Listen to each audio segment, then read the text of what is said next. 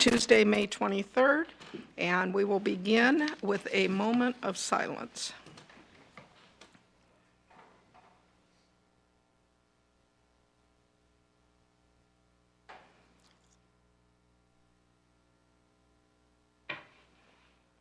And with that, I will ask the city clerk to do a roll call for quorum. Thank you, Mayor. Councilmember Barton. Here. Councilmember Edwards. Here. Councilmember Landrum. Here. Councilmember Ford. Here. And Mayor Wixom. Here.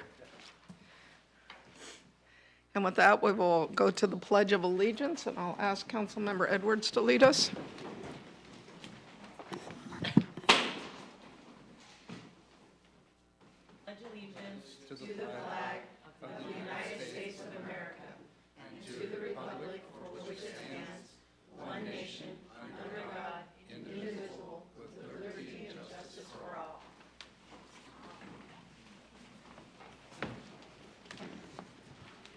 Good evening. Thank you, everyone. We're going to begin with closed session. Mr. Newmeyer. Good evening, Madam Mayor. No closed session items to report tonight. Thank you very much. And with that, we will go to mayor and council member comments, reports, and presentations. And for something different, I'm going to lead off. And I know I don't usually, but I have a list tonight. Where to start? All these things, and it's nice to be in person since we were gone 2 weeks ago. Doing Zoom isn't really my thing.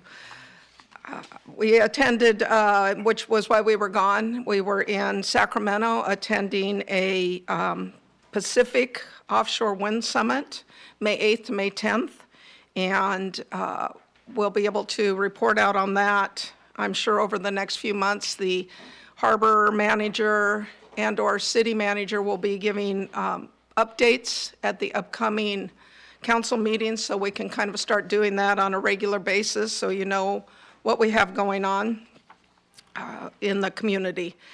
We coordinated for 3 of the offshore wind companies to pay a visit to the Central Coast next week. They'll be touring San Luis Obispo,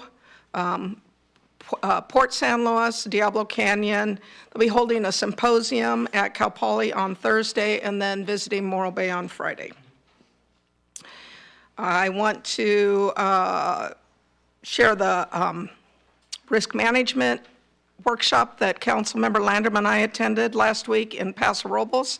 It was hosted by our insurance company, CJPIA, and it's for newly elected, hoping to make sure we make good decisions and not those that would challenge our insurance company. All of you have probably seen the dredge in town. The Kenia's here doing its yearly dredge. Next year they'll be here doing the inner channel as well, and I believe the harbor director has a meeting set up with us to meet the colonel tomorrow for the Army Corps engineer. I want to congratulate our Morro Bay High School seniors who will be graduating June 8th, so that will be before we meet again, and do a shout out to all of them. We are really proud to have the high school in our community and all those wonderful young adults. So congratulations to the class of 2023. I think everybody knows we just had Ironman last week. Saw a lot of locals out there.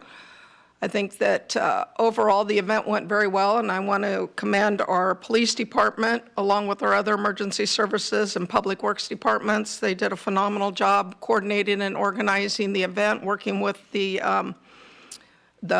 committee from Ironman itself, and it seemed to go pretty smooth. I know there's been some comments and concerns with some traffic closures, and I think that we'll have an opportunity to have a discussion before it comes back next year, as they have 2 more years on their contract. And then last but not least, most importantly, we recently held interviews for city manager and for that recruitment, and we hope to be announcing a selection here in the very near future. With that, I will turn it to my right, and I will offer it up. I attended a variety of different meetings the past week or two. The first one was the IWMA, which is the Integrated Waste Management Authority for SLO County, and they had a very interesting meeting that was about 4 hours long, and it included representatives of cities, but it also had, apparently for the first time ever, pulled together all the haulers. There are a number of independent hauling companies that take trash. And it was just very well done. Lots and lots of information on like how school programs are done on trash, and just lots of other things. It was a very good presentation. I also attended the HSOC committee meeting, and that is the Homeless Services Organizing Committee. That's a countywide group. And again, very, very interesting as you sit there and hear the different people who are doing different programs presenting their outlook, their efforts. And then last but not least was Ironman, as the mayor mentioned, and I had the pleasure of watching the swimmers and then the first bicyclist take off. And my favorite part was that I hung around to see the very last swimmers, to see who was that who had the gumption to just keep going, slogging their way through the bay. And at the very, very end, there were 3 women, and when they got to the getting out place, they were laughing uproariously, and I just thought, this is great. That's the right attitude to have about this thing. They had made it, and now they were on to the bikes. So anyway, that was great fun. So that's mine.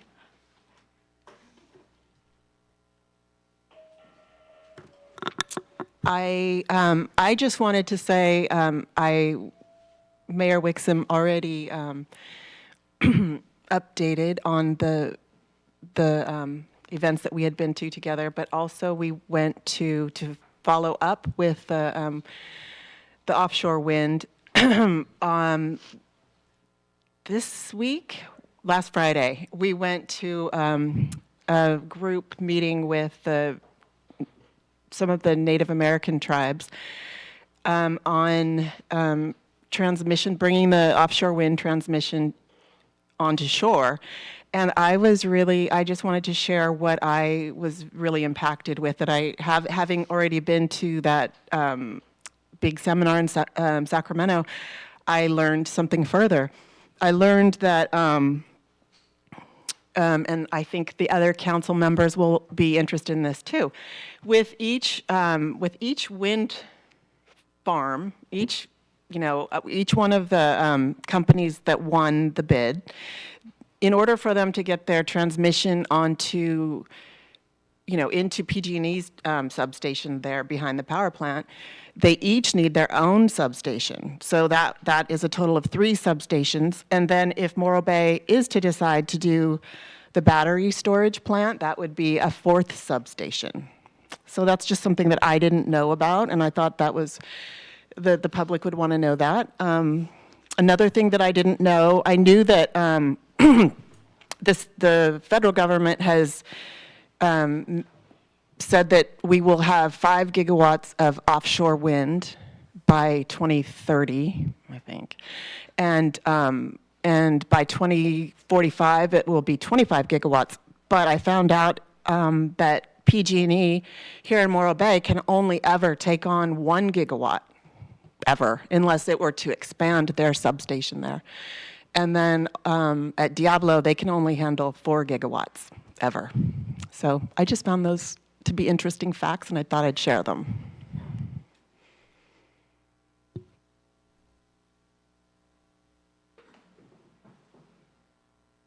All right, I'll go.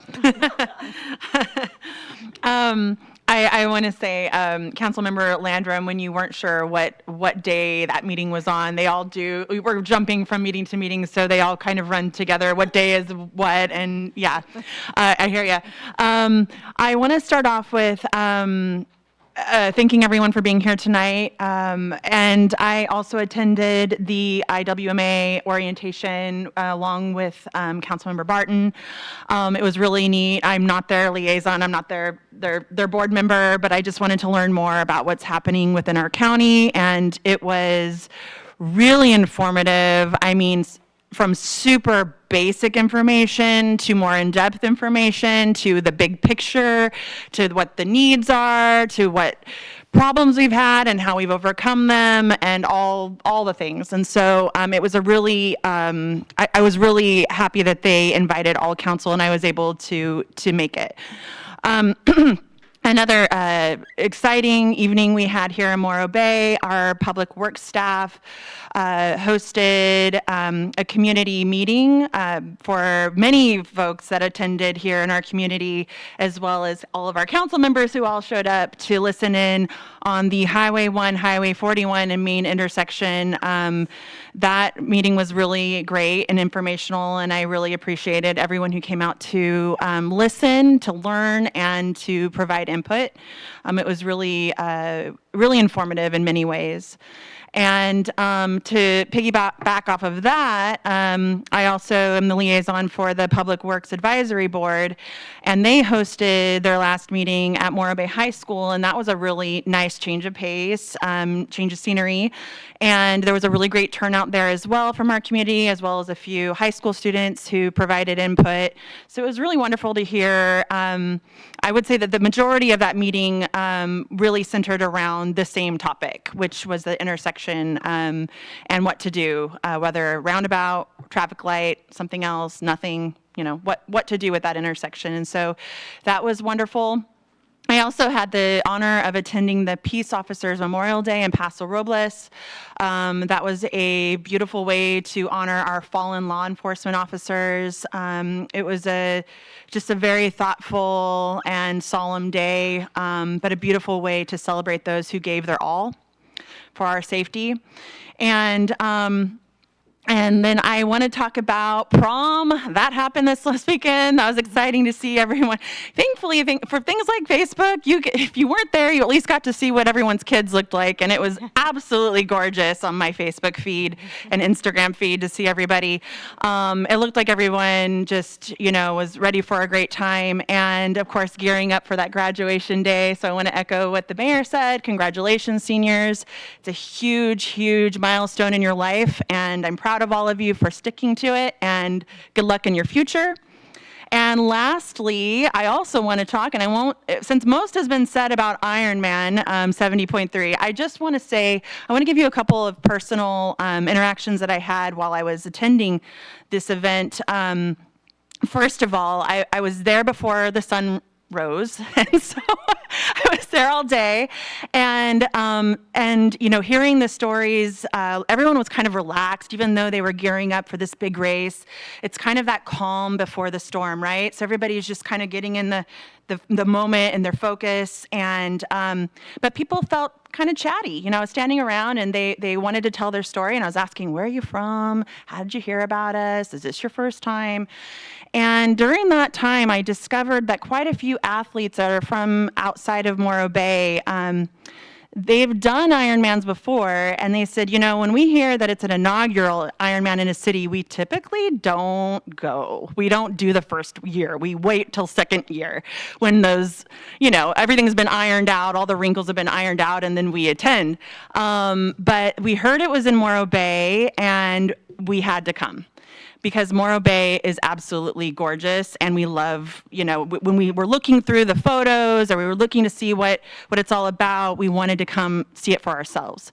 And so I think we have a pretty beautiful gym here at Morro Bay, and a lot of people were really interested in coming and finding out what Morro Bay is all about. And hopefully they come back. Maybe not just for Ironman, but maybe they come back just to enjoy our beautiful city and all that we can offer them.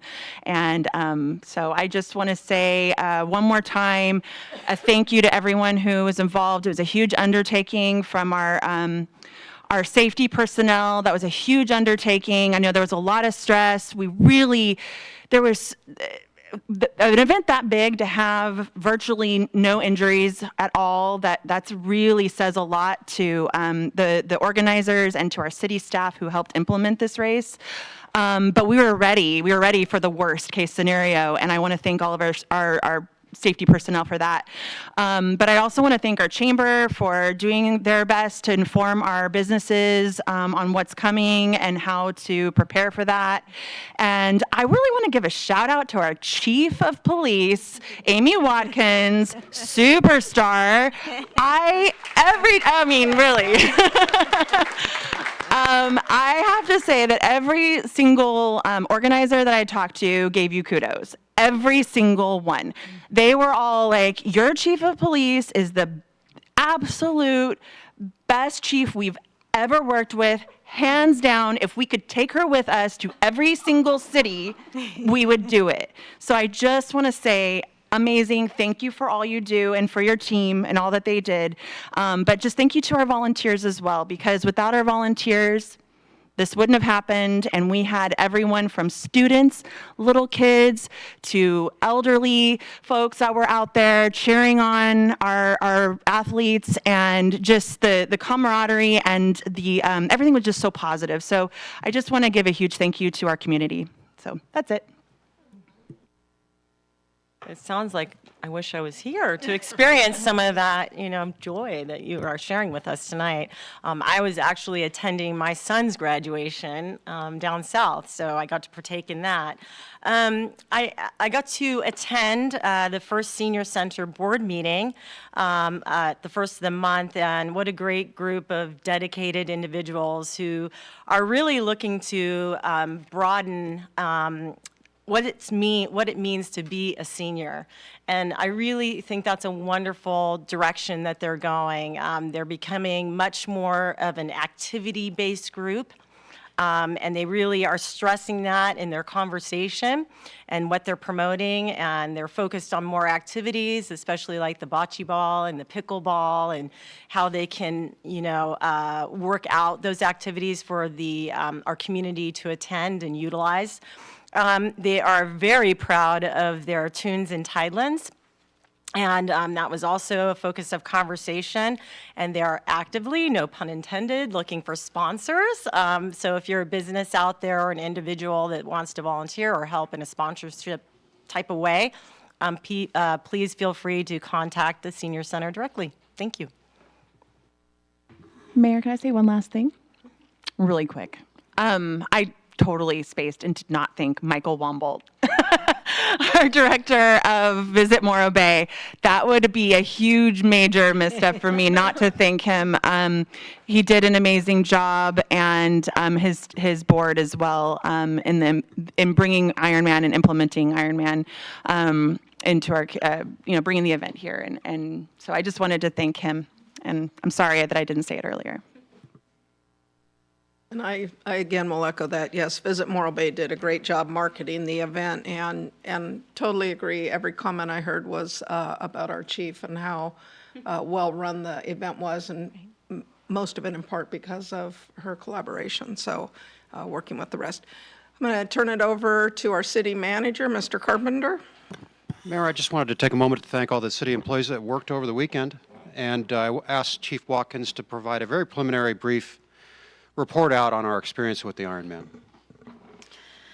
Well, good evening. Thank you for certainly the kind words, and we started this back January, all of your city staff team, and that was the task that was provided to us, was to make sure that this was a well-organized and safe event. And certainly every single staff member from Fire, Harbor, Public Works, certainly Chamber, Michael Wombolt, did I mention everybody? The recreation department. It was a big lift, and I'll say something about the agencies that assisted us as well. But I have a few little statistics here from Ironman themselves. They had a total of 1,998 total check-ins, so athletes actually were in Morro Bay registered. Youngest participant was 18. We had some, younger participants who wanted to get out there and do it, but they are not allowed by age. They'll have to come back next year. Our oldest participant was 77. We had a blind participant, we had an autistic participant, we had certainly some participants who had amputees, so they were absolutely tested. Athletes from California, 1,523. Athletes from other U.S. states, 393. Athletes from other countries, 88. And it was 19 countries represented that came to Morro Bay. Athletes from Morro Bay were 6. I know we had Andrew from Fire and Nicole Taylor from Police that participated, and both did very well. Facebook event page followers, 570. Number of times our Facebook posts were seen during race week, 14,685. Ironman Triathlon Instagram followers, 889,000. Ironman app followers for Morro Bay tracking, 16,886.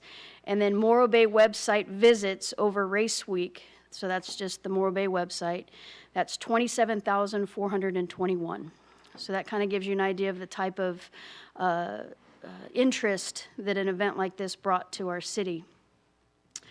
Like I mentioned earlier, upon the announcement that Ironman was coming to Morro Bay, your staff was tasked with working closely with Ironman to provide a well-organized, safe event. Police, Fire, Harbor worked diligently to create safety plans. I know that Becca Kelly from the Harbor Department was personally called out by a well-respected and a lot of experience, 30-plus years, I think it was, in harbor safety plan. And Becca was absolutely given a good job from this individual on her safety plan for the event like this. I know we had one rescue in the water from something that Ironman had briefed us on, and certainly Harbor, on what happens to athletes in cold water. And the athlete was not willing to get out, and Harbor had to step in along with Fire and pull the athlete out. And that was the only real rescue. We had 12 did not finish in the water. I think people realized quickly how cold that water was. And so we were absolutely, our medical safety plan by Chief McCrane was absolutely flawless. We worked hard on our safety plan on law enforcement side. Could not have done this without our law enforcement partners. We are 18 sworn here in Morro Bay, and this required 80 law enforcement personnel to make sure that just in Morro Bay itself it was safe and well organized. Additionally, residents and business owners were contacted in person through mailers and with the use of social media to identify road closures and potential delays. I can tell you through this process, we learned a lot. And that's something that Councilmember Ford had mentioned, was sometimes these athletes don't come to the first one because they know that there's going to be some wrinkles that need to be ironed out. I can tell you that to have 2,000 athletes the first year is kind of unheard of, and that speaks to certainly Morro Bay. I heard constantly from Ironman staff and the participants for Thursday, Friday, Saturday, how welcome they felt in Morro Bay and how excited they are to return to Morro Bay for future events. The beauty of the Morro Bay certainly spoke for itself. Public Works did an outstanding job making sure that the roadways were race ready, which took a lot of time and man hours for that. Certainly like to thank the city staff, Michael Womble from Visit Morro Bay, and then Morro Bay Chamber of Commerce. They were with the staff every step of the way, making sure that we had their support. And then I wanted to name off some agencies. Certainly Fire, CAL FIRE, CHP, Caltrans, they handled the things outside of Morro Bay. We had Slow Ambulance was on scene, handling the ambulance requirements, safety requirements there. But just on the law enforcement side of things, keeping this event safe, our Morro Bay Police Department explorers were out, our volunteers were out, all of our Morro Bay PD staff, not just the officers, but all staff were out. Big thank you to Slow PD, Slow SO, Lompoc PD. We reached out as far as we could to gain some more law enforcement partners. Santa Maria PD, Arroyo Grande PD, Grover Beach PD, Pismo PD, Cuesta College PD, Cal Poly PD, Atascadero State Hospital Police Department, Fish and Wildlife, state parks, Atascadero PD, Paso Robles PD, and then we also reached out to our 9th Civil Service team, which provides some very excellent hazmat and things like that. And we had a lot of other safety aspects that we in law enforcement know that we have to have. You know, we prepare for the worst and hope for the best. And your city was prepared for this event. We learned a lot. We'll get better next year. I've also heard the things with some of the traffic, but I'll tell you, I was here all day running around from each location, and traffic was impacted, but we didn't have any long delays. Some people were probably kept from doing certain things, but we were off the highway by 1 p.m., and we were really relieved kind of in the downtown area. Embarcadero area was reopened right about 4 o'clock. So it was a very efficient event. I've gone through and made sure that the Ironman footprint has been lifted. As of this afternoon, I reached out back to Ironman, making sure that everything was going to be taken off of our parking lots and things like that, and was reassured that it would be done today. And so I just want to certainly thank the city team, and I really think that not only the community was well represented, and we all appreciate certainly the community's willingness to welcome this event into our community, but I think we represented certainly this city well, and this city showed very well to our visitors, and hopefully they will return. And I have a strong feeling they will. Amy, I was thinking of you when I had to leave to go pick up some family at the SLO airport about 3 o'clock, and I happened to be driving down the highway next to a threesome of the officers from SLO, and I realized after a while, hey, wait a minute, that one officer looks a little different, and it was the first time I've ever seen a woman on a motorcycle in a police kind of a way, and so I wanted to try and get next to them so I could roll down my window and thank them, but it didn't work out at the stoplights, so, yeah. Anything else, Mr. Carpenter? Thank you. Thank you, Chief Watkins. Well done by everybody, by all the city.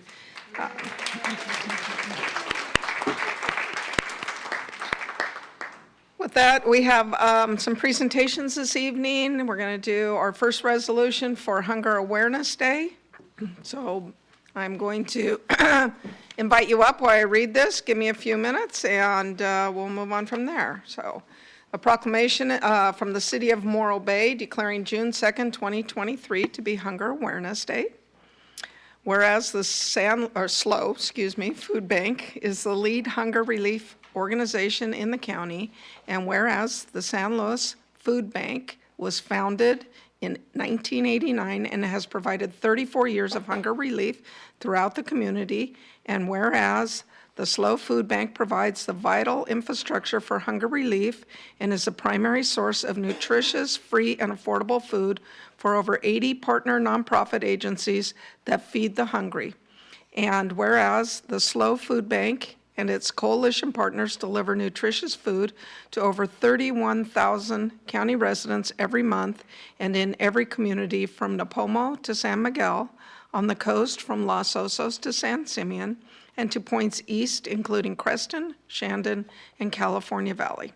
And whereas the SLO Food Bank provides millions of pounds of only the most wholesome nutrition, which advances and promotes important public health outcomes, and whereas the SLO Food Bank is coordinating a countywide call to action called Hunger Awareness Day on June 2nd this year, and whereas the SLO Food Bank believes that the people of our county will again rally in a one-day push to donate much-needed funds to alleviate local hunger and elevate public health for all. And whereas the people giving donations on June 2nd, 2023 will raise crucial funds needed to help alleviate hunger. Now, therefore, be it resolved that the Morro Bay City Council does hereby proclaim June 2nd, 2023 as Hunger Awareness Day in Morro Bay. And with that, the city manager, Mr. Carpenter, has a proclamation to present to you.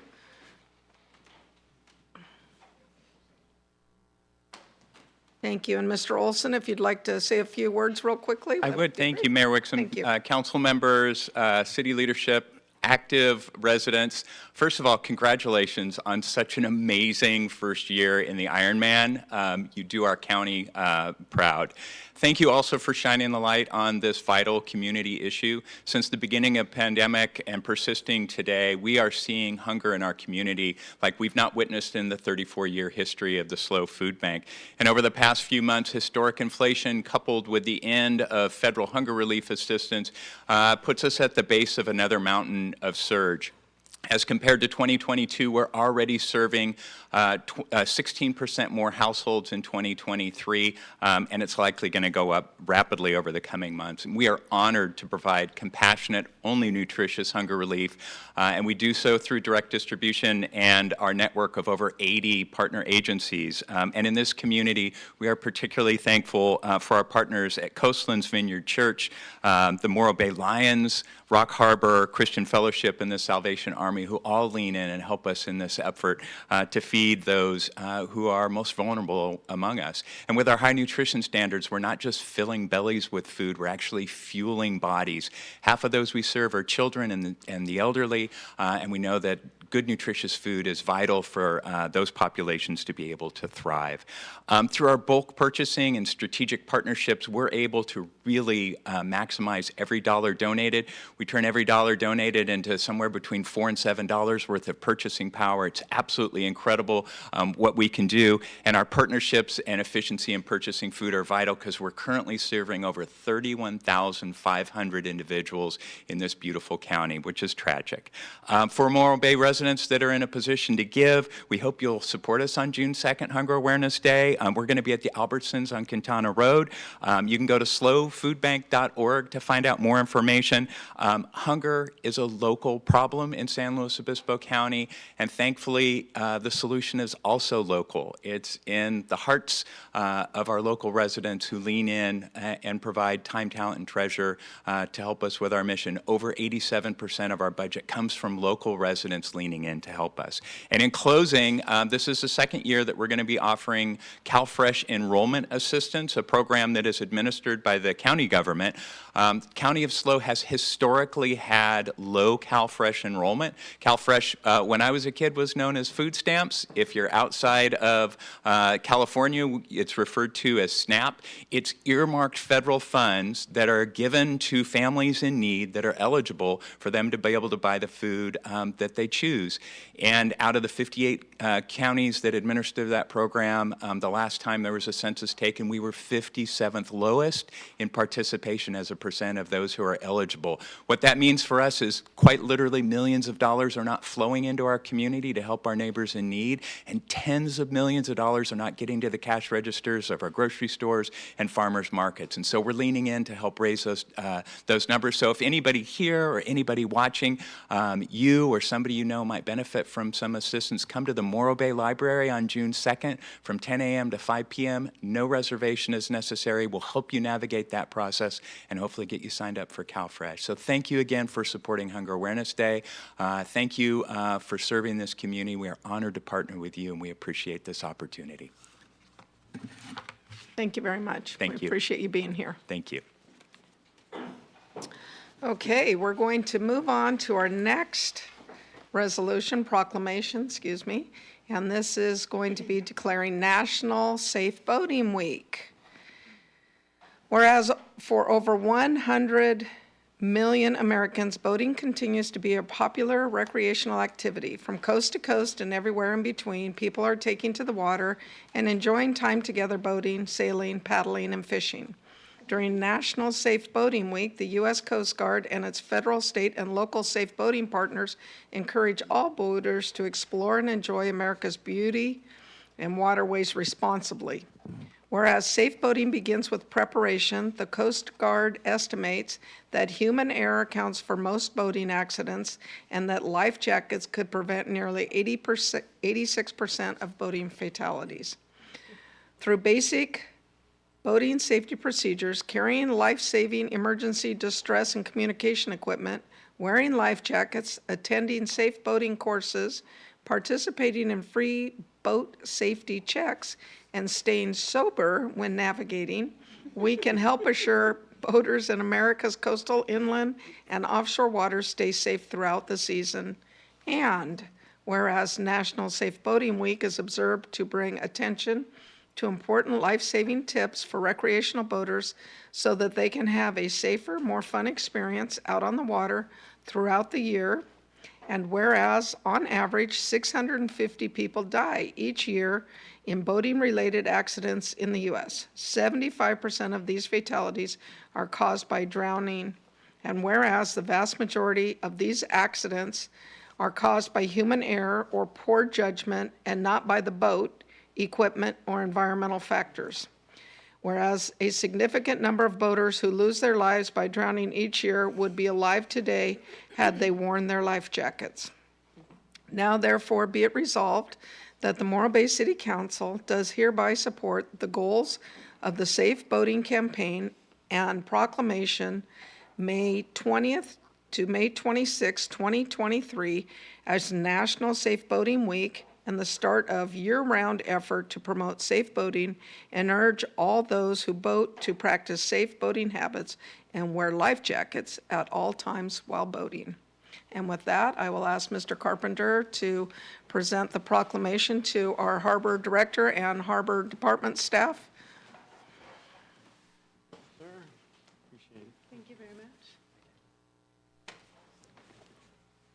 Thank you, Mayor Wixom and council members, for that proclamation. You know, Morro Bay is a waterfront community. Boating safety is so important to our community. You know, whether you're a 100-ton licensed captain or you're on a 10-foot kayak, you know, the goal is the same. We want you to have fun on the water, but we want you to return. And you mentioned the most important aspect of that, which can prevent most deaths on the water, and that is wearing your life jacket at all times. I want to recognize our Harbor Patrol. I've heard it more than once from several agencies that our community has one of the best Harbor Patrol units in the state, and I see it on a daily basis, and that's highly due to Becca Kelly and her leadership in that department and our officers like Charlie. So I want to thank them personally for what they do in the harbor every day. Thank you.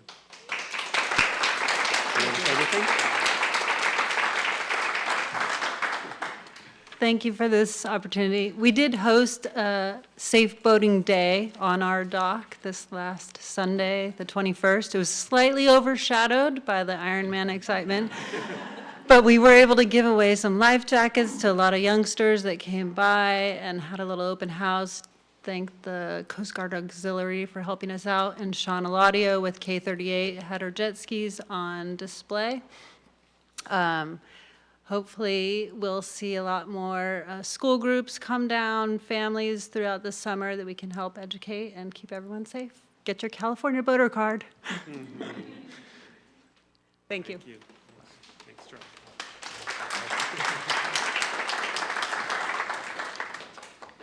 Okay, we have one more for this evening, and this proclamation is declaring the week of May 21st to May 27th as Emergency Medical Services Week.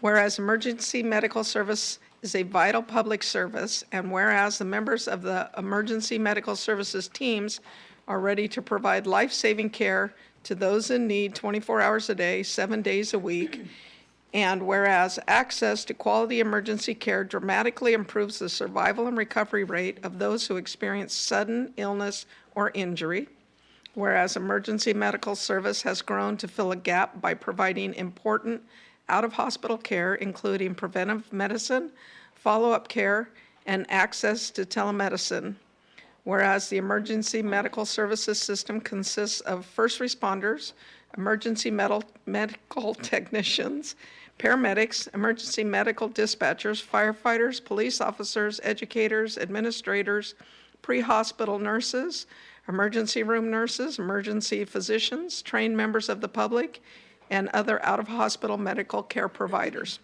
And whereas the members of emergency medical services teams, whether career or volunteer, engage in thousands of hours of specialized training and continuing education to enhance their life-saving skills. And whereas it is important and appropriate to recognize the value of the accomplishments of emergency medical services providers by designating Emergency Medical Services Week, now, therefore, be it resolved that the Morro Bay City Council does hereby proclaim the week of May 21st through May 27th, 2023 as Emergency Medical Services Week with the theme EMS Week, where emergency care begins. And with that, I will have Mr. Carpenter present the proclamation to Chief McCrane and his staff.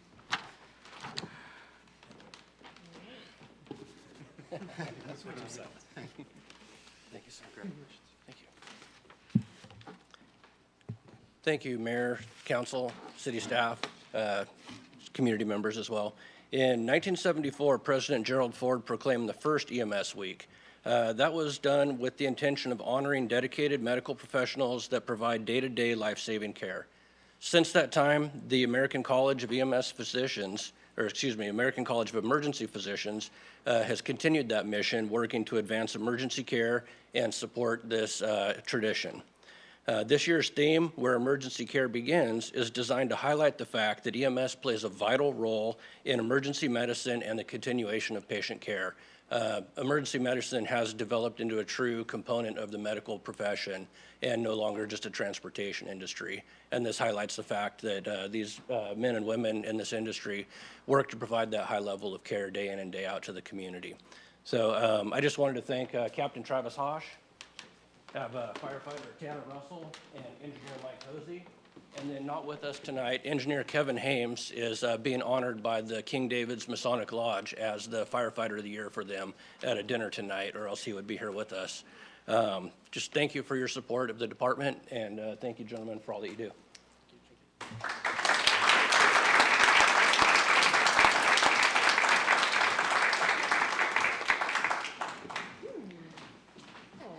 Thank you so much to our local harbor and fire services. We're very fortunate to have you all.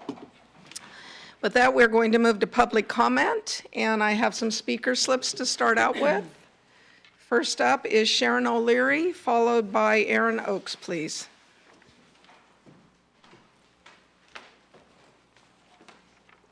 Mayor, City Council, staff, I'm Sharon O'Leary and a volunteer over at the Community Resource Connections Office, which is a city service.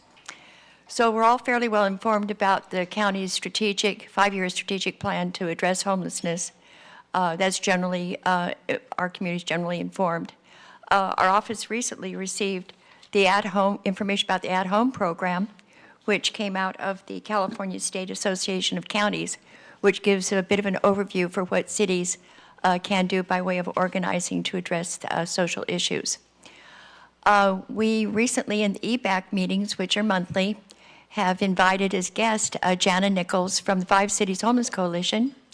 We've had Susan Funk from the Atascadero, Mayor Pro Tem for Atascadero City Council. And this last month, we guested Wendy Lewis from the ECHO program. So we're looking for ways to collaborate. Each one of these leaders in those programs have offered to collaborate with us. At goal setting, we've proposed some solutions for the secured parking program for Morro Bay and a warming shelter.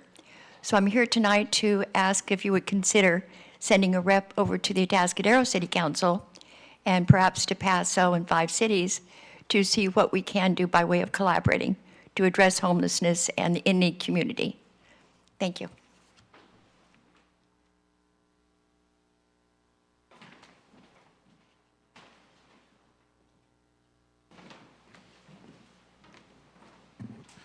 Good evening, council members and staff. My name is Aaron Oakes of Morro Bay.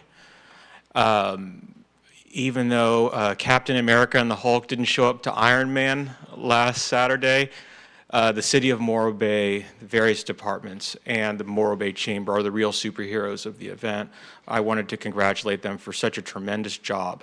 And I also wanted to thank the many volunteers in the community who stepped up and dedicated most of the day, including Councilmember Ford said she was there right when the sun was coming up. So there's a lot of people who were there throughout the whole entire day, making sure the event was safe and for not only the community, but for the athletes and for everybody. So there's a lot of moving parts.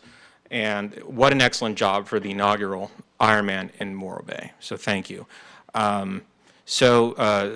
This morning at 10 o'clock, I attended the Citizens for Estero Bay Preservation meeting at Buttercup Bakery, and it was a very informative meeting. They talked about their initiative that they are launching to preserve our unique character of the Morro Bay waterfront. I think they did a tremendous job in explaining very objectively, how the initiative would work. And I encourage people to go to their website, which is just recently relaunched, preserveesterobay.com. And speaking of initiatives, I have an initiative of my own. So I launched a pilot program called Citizens Office Hours. And what Citizens Office Hours is essentially that residents can come meet with me and other citizens who do attend public meetings. This is for residents who are unable to show up at meetings or they're too busy in their lives to submit agenda correspondence and that sort of thing. And I got an overwhelming response to it. I put up the pilot program announcement on the social networking app Nextdoor, and when I woke up this morning, there was 122 RSVPs for the event. So I realized that I may be in over my head a little bit. So I encourage anyone who does come speak at public comment meeting, during the city council meetings to sit down with me and listen to what residents have to say about the local issues. And so when we speak before public comment, that we have a more informed public opinion. So it's not just, I have my opinions on X, Y, and Z. This is stuff that people are talking about. These are issues, and we gather consensus on there from the grassroots level. So I think that it's an incredible opportunity. More dates and times will be announced, but for more information, you can check it out on nextdoor.com and in the Morro Bay neighborhood. Thank you. Thank you. And I have 2 more speaker slips. Next up is Rachel Wilson, followed by Liz Winters, please. Wow. Mayor Wixom and members of the City Council, my name is Rachel Wilson, and I'm from Cayucas. And I became involved last September because I happen to use your waterfront as my personal gym. I'm not sure. I think I calculated out I've been in your waterfront kayaking 750 times in the last 3 years. And I love the Ironman event, all of the outdoors, because that's really what Morro Bay is about, is getting people out and enjoying the wildlife. So last September, I heard that there was a meeting here planning for some Embarcadero changes. And so I came to the meeting and I thought, maybe this really isn't what Morro Bay is about. So a group of us formed Citizens for the Preservation of Estero Bay, and guess what? We discovered that Morro Bay had the best document ever, all 386 pages of Plan Morro Bay. From 2016 on, Morro Bay, if you could turn on, Morro Bay had the plan in place for what Morro Bay wanted to be, and it was outstanding. So what Citizens for the Preservation of Morro Bay are suggesting is to actually preserve the plan. And we're doing that through an initiative. Now, to give you an idea about initiatives in Morro Bay is number 8 in the United States in successful initiatives. Number 8. That means that we value what our voters believe. And so our initiative, go ahead and switch, is really simple. You got 7 pages, legal size pages, I believe it's double-sided, of a lot of information. But really what this initiative does is it preserves voters' choice. It's down to one little slide here. If you look at the land in the brown, and thank you, City, for putting this GIS together for us. If you look in the land in the brown, it is currently zoned visitor serving commercial. That is Plan Morro Bay. That's thousands of hours of planning. and the land in green is zoned commercial recreational fishing. So here's what the plan does. It preserves the choice of our voters. Remember, we're great with initiatives. So here's the deal. The zoning in any of those parcels can be changed if a thoroughly vetted proposal is brought before the voters. So our initiative does not say that we can never change the zoning in any of those parcels, those 4 right there. It says, you know what? To change that zoning, it needs to be brought before our citizens, because our great outdoors, this community is too fantastic to not have a definite plan for it. Thank you so much.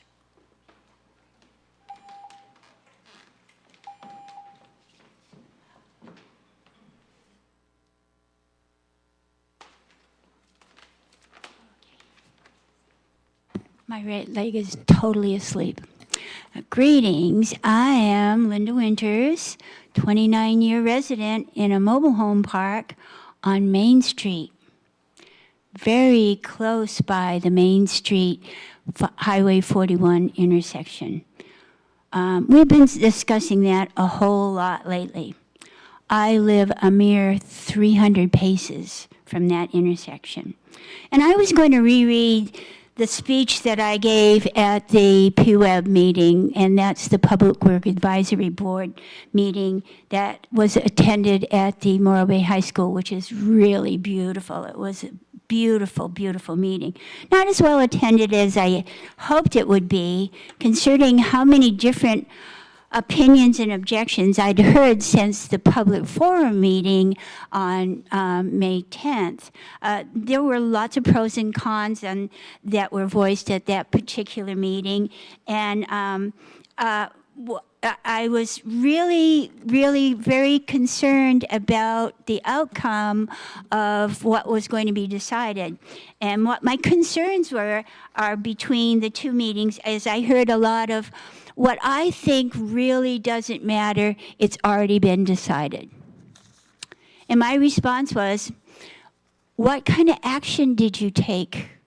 And they said, well, nothing. It's already been decided. And I said, well, it's kind of like complaining about who was elected. And then I say, well, who did you vote for? Well, I didn't vote. Well, guess what? Your opinion doesn't matter there, folks, because if you don't vote, you don't have any rights. My point to all of this is I am applauding the city staffers, the council folks, the fire and police for all their hard work for sorting out all these horrific traffic problems. You need to keep your opinions impartial and still be on the lookout for all of us residents that use the Main Street and 41 intersection, like me and all the residents that live in the mobile home parks on Main Street, 300 paces from that mess. Because when I leave my mobile home park, I have nowhere else to go but Main Street. I thank you for your time, and I will see you all right here on June 13th when this situation will be resolved. And if I have a few more seconds, I am also a participant in the Monday night dinners, which the food bank is very, very active in. And I got a thank you note just last night from one of the participants who always writes us notes, and he says, thank you for what you do. You make us better for it. Thank you. Thank you, Linda, and I couldn't agree more. With that, public comment is open for those of you who did not turn in speaker slips. Hello, Terry. Good evening, good evening, Madam Mayor, Council. I was too lazy to fill out a speaker slip tonight, so just as a small point, I noticed that you skipped over the proclamation as A13 on your agenda. That may have been incidental or intentional, I'm not sure.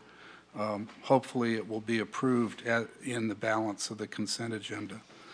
I just wanted to add my voice to the chorus that is proclaiming what a success Ironman was, and particularly the amazing ability of our very small but very resourceful local police and public services departments to be able to put this together.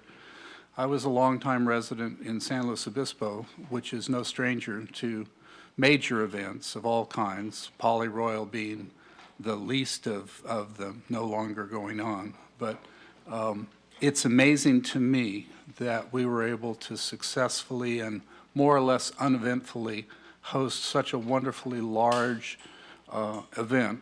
And having said that, my wife and I eat out every night, and so we didn't want to get caught up in the congestion in our regular restaurant tours, so we drove to Cambria for dinner that night, and were amazed to see the extent to which the public services people had done coning and other things all the way up Highway 1 for the event. And it just shows the scale of the outreach that was necessary to make this event happen.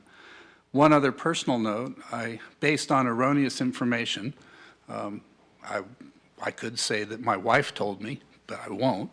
I showed up trying to get across the jogging strip at an inappropriate time, apparently. And I must say that the officers that were manning the control stations were extremely cordial, polite, but very firm in not letting me cross the line in my vehicle. And hopefully I'll be able to help the police department refine the route and some of the ways in which people can get to businesses and or locations during the event.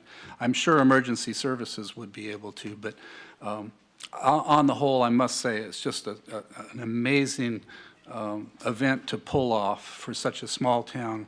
And kudos once again to our chief, because she caught the ball and ran with it, and I think it was just spectacular.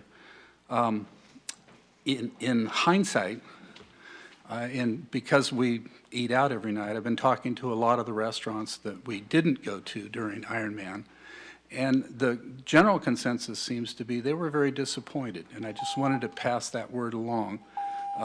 They were not beneficiaries of the city's efforts to enhance public business. So hopefully that'll be noted, and we'll figure out a better way to deal with that in the next round. Thank you.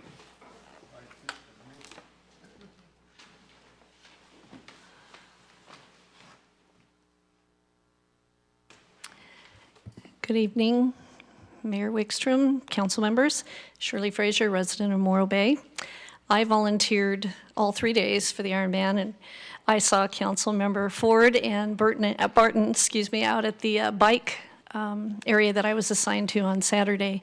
And I also wanted to commend Chief Watkins for all of her outstanding organization and all of the other city agencies for their support in making this an outstanding inaugural event. I worked with the athletes on Thursday and Friday with registration in the information booth, so I heard firsthand from them how many of them, numerous ones, and their families told me how beautiful they thought Morro Bay was.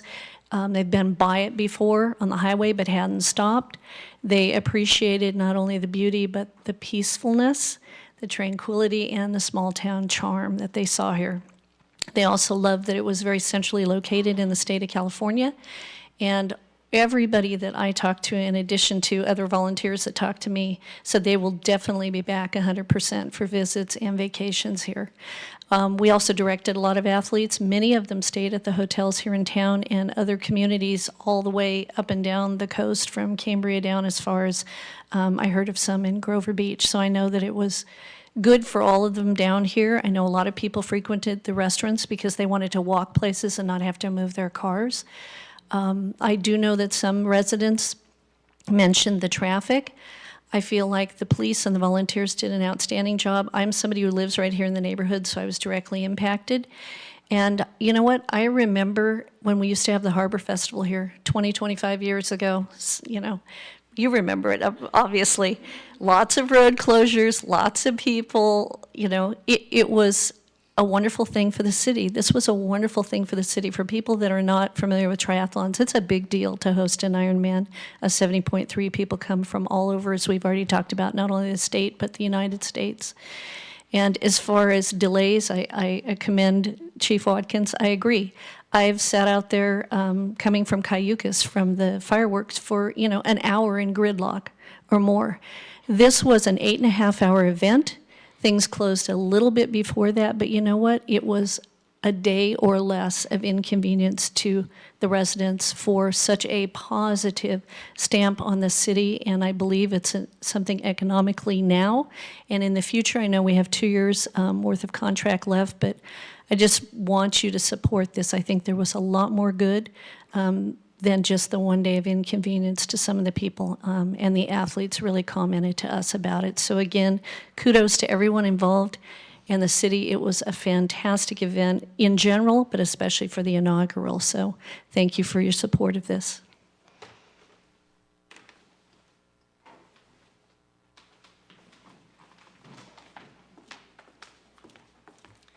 Good evening, Honorable Mayor and Council. My name is Erica Crawford. I'm with the Morro Bay Chamber of Commerce.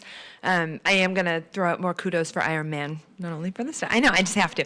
But I'm really going to focus on Visit Morro Bay. It is so refreshing to work with a partner who is so collaborative and holistic and giving. That organization brought in an outside social media sort of maven in Samantha Pruitt, and they were asking us which businesses to go to. They were asking us for guidance. They were sharing collateral and reels that they were making for us to reshare. That partnership is really healthy. So I'm very happy to be working with Visit Morro Bay, and I think they did an amazing job, and you did as well, Chief Watkins and the whole city team. Really, I'm here just to kind of give some updates from the chamber. Our Q2 theme is gearing up for the busy season. That's sort of what we're focusing all of our programming and messaging on. So tomorrow we have a breakfast on the bay. We've partnered with Mission Community Services Corporation and the Women's Business Center to do a small business marketing workshop. We focus on our existing businesses. We want our existing businesses to, we want to retain them, we want to expand them, we want to know what they need, and we want to give them tools that they can use to be successful in our community. So we're doing that breakfast tomorrow, and then in the early part of June, we're going to do our listening tour. Maybe it's the second annual. If it goes well, we'll keep it going. I think it's a good idea. We go to each of our 4 economic centers to where the businesses do business every day, and we talk to them about what it's like to do business there. We want to know about their economic realities that they're facing in 2023 so that we can learn from them what we can do to actively support the sales tax and TOT generating businesses in our community. So we'll do the listening tour June 1st through June 12th. The dates will be on Morro Bay Life page 3, and we're going to start sending those out. And we have a survey also ready to go live tomorrow, so we'll be sharing that out as well, geared more toward business owner operators and senior level managers. Thank you.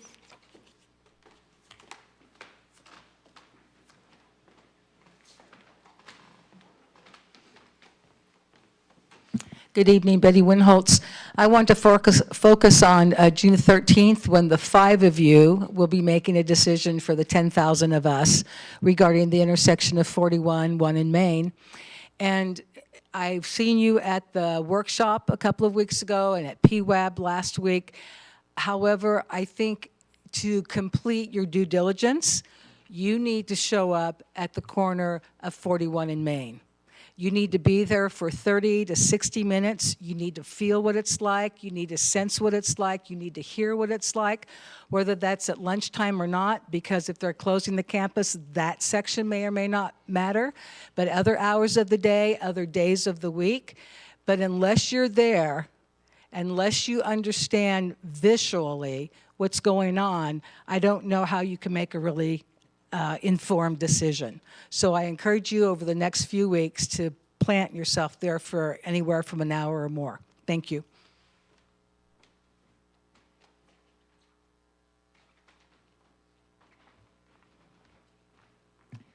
Hello, Mayor, City Council, Nicole Dorfman.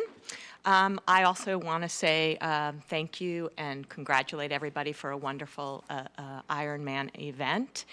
And these sorts of events, this event really plays to our strength, our beauty, our harbor, our quiet town. It's healthy. It was perfect cloud cover. I spoke to a few athletes. They loved it. We had some folks in from San Diego, 4 members of a family to support one of the athletes. You know, it's a young man and his fiance, and they were at our house saying, how can we live here? You know, they were just so enthralled. So it was beautiful to bring them here.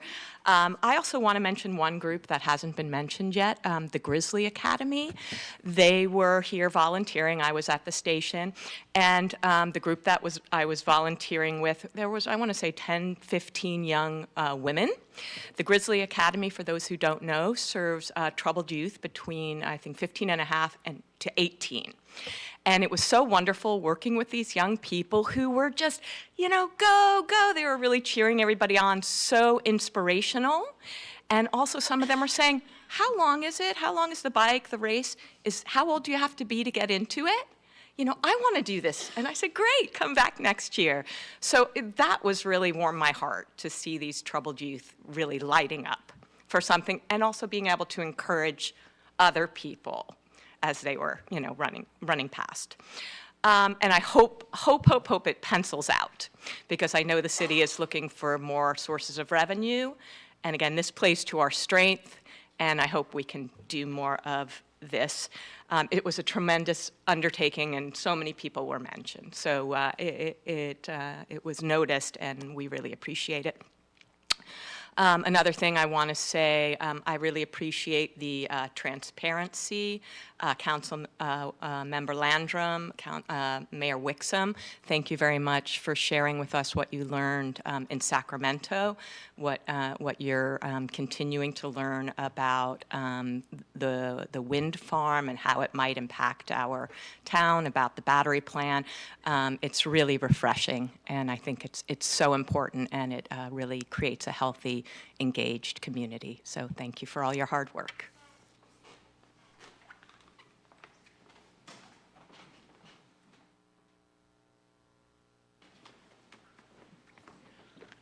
Hello, everyone. I'm Margaret Carmen. I'm sorry I missed the Ironman. I was working when I should have been working on all those athletes and offered my services. But anyway, next year, I'd like to talk about the meetings that we've had with the traffic circle versus the traffic light. And I totally agree with Betty. Got to go watch what's happening.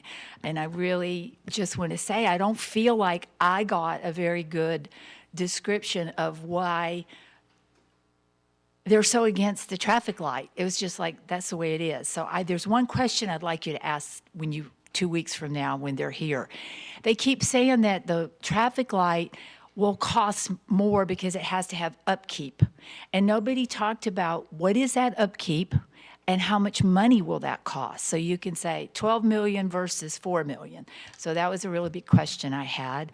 And I just want to say I'm representing a lot of people who want to have the traffic light instead of the circle.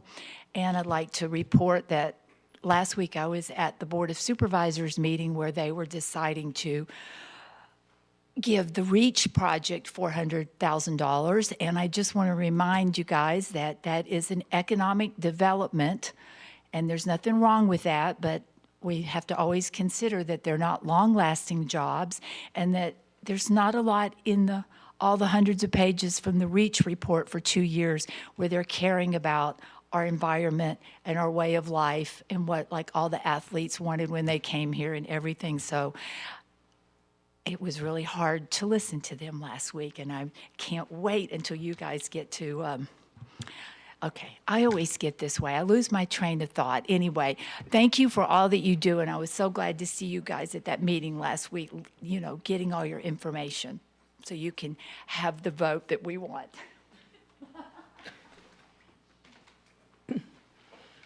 Thank you. Anyone else for public comment?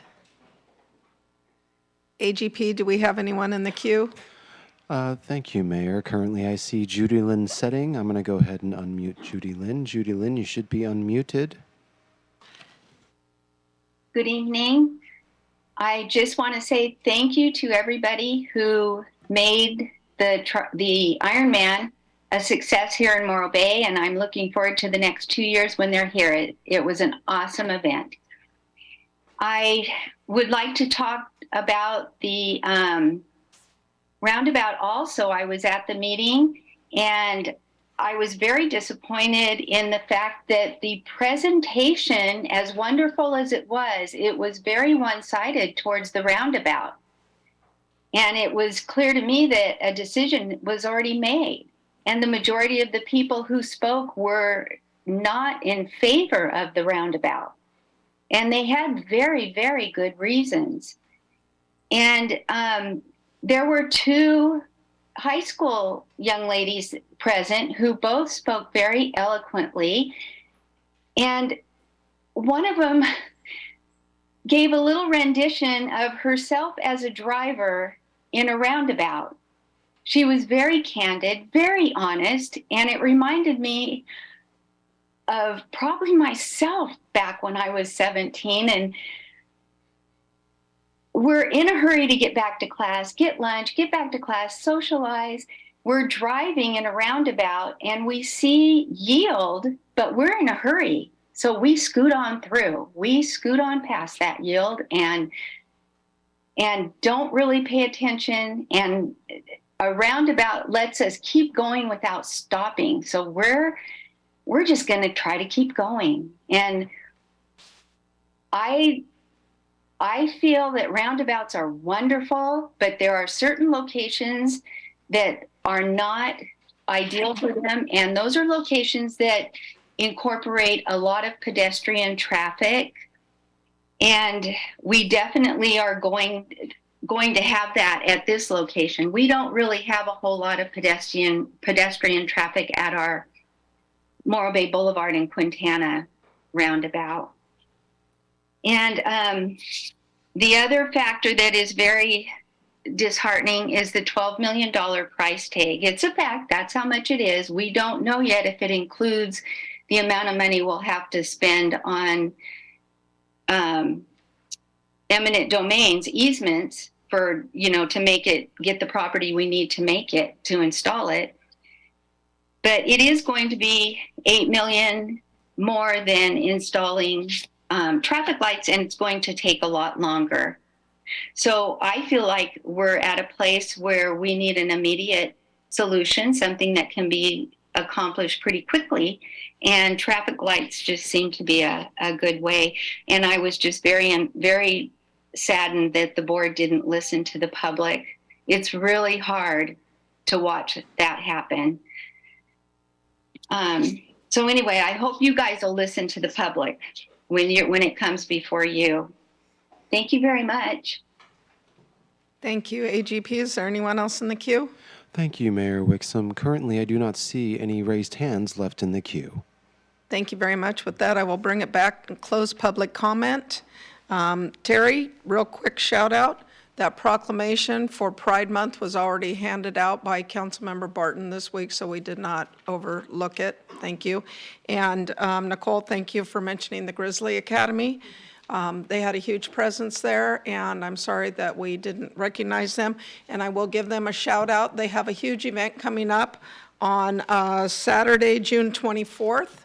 So you can go to their website and get information about that. And I think there'll be an opportunity for a lot of our community to go out and support them. So thank you. With that, we will move on to the consent agenda. I will open public comment to items on the consent agenda, please.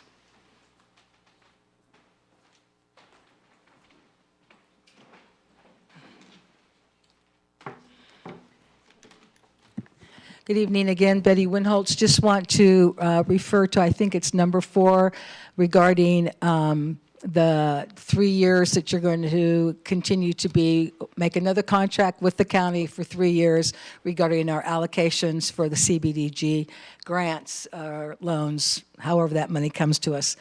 And I raised my concerns in my email to the City Council regarding whether Morro Bay residents are getting the benefit of that as we're partnering with the county and other cities, or if, like Grover, we should separate ourselves out so we can get a better benefit.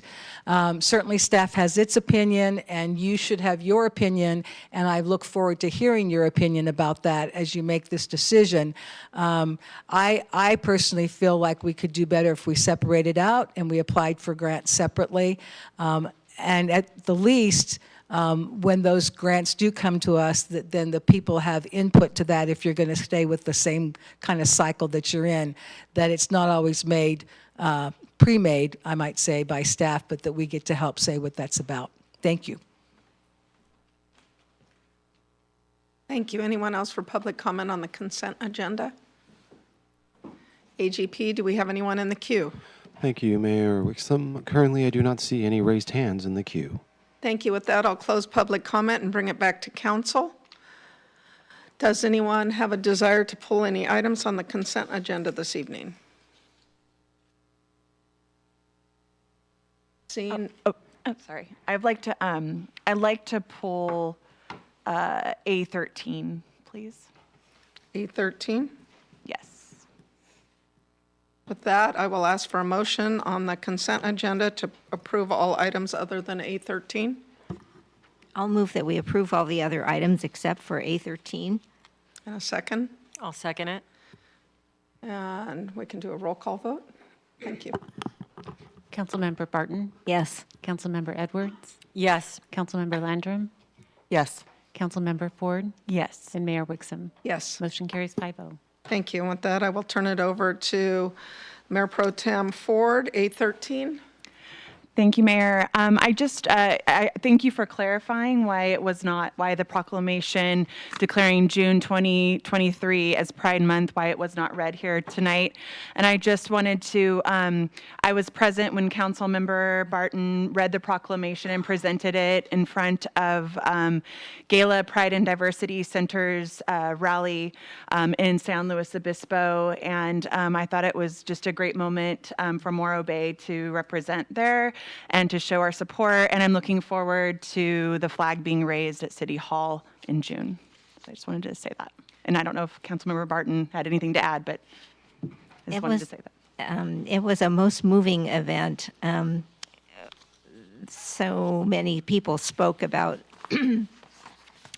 their lives as a person of a trans person, all different ways that you could be affected, and it really was a touching presentation, and I'm so glad that I went and that we went together. So that's it. Thank you. And with that, I will ask for a motion. I move that we approve item A13. And a second. I second. And I'll just do a voice vote if that's okay. All in favor? Aye. Opposed? Motion carries 5-0. And with that, we have 2 business items on the agenda this evening, so I think maybe that we'll take advantage real quickly before we get into those 2 items. Take a 5-minute break. Thank you.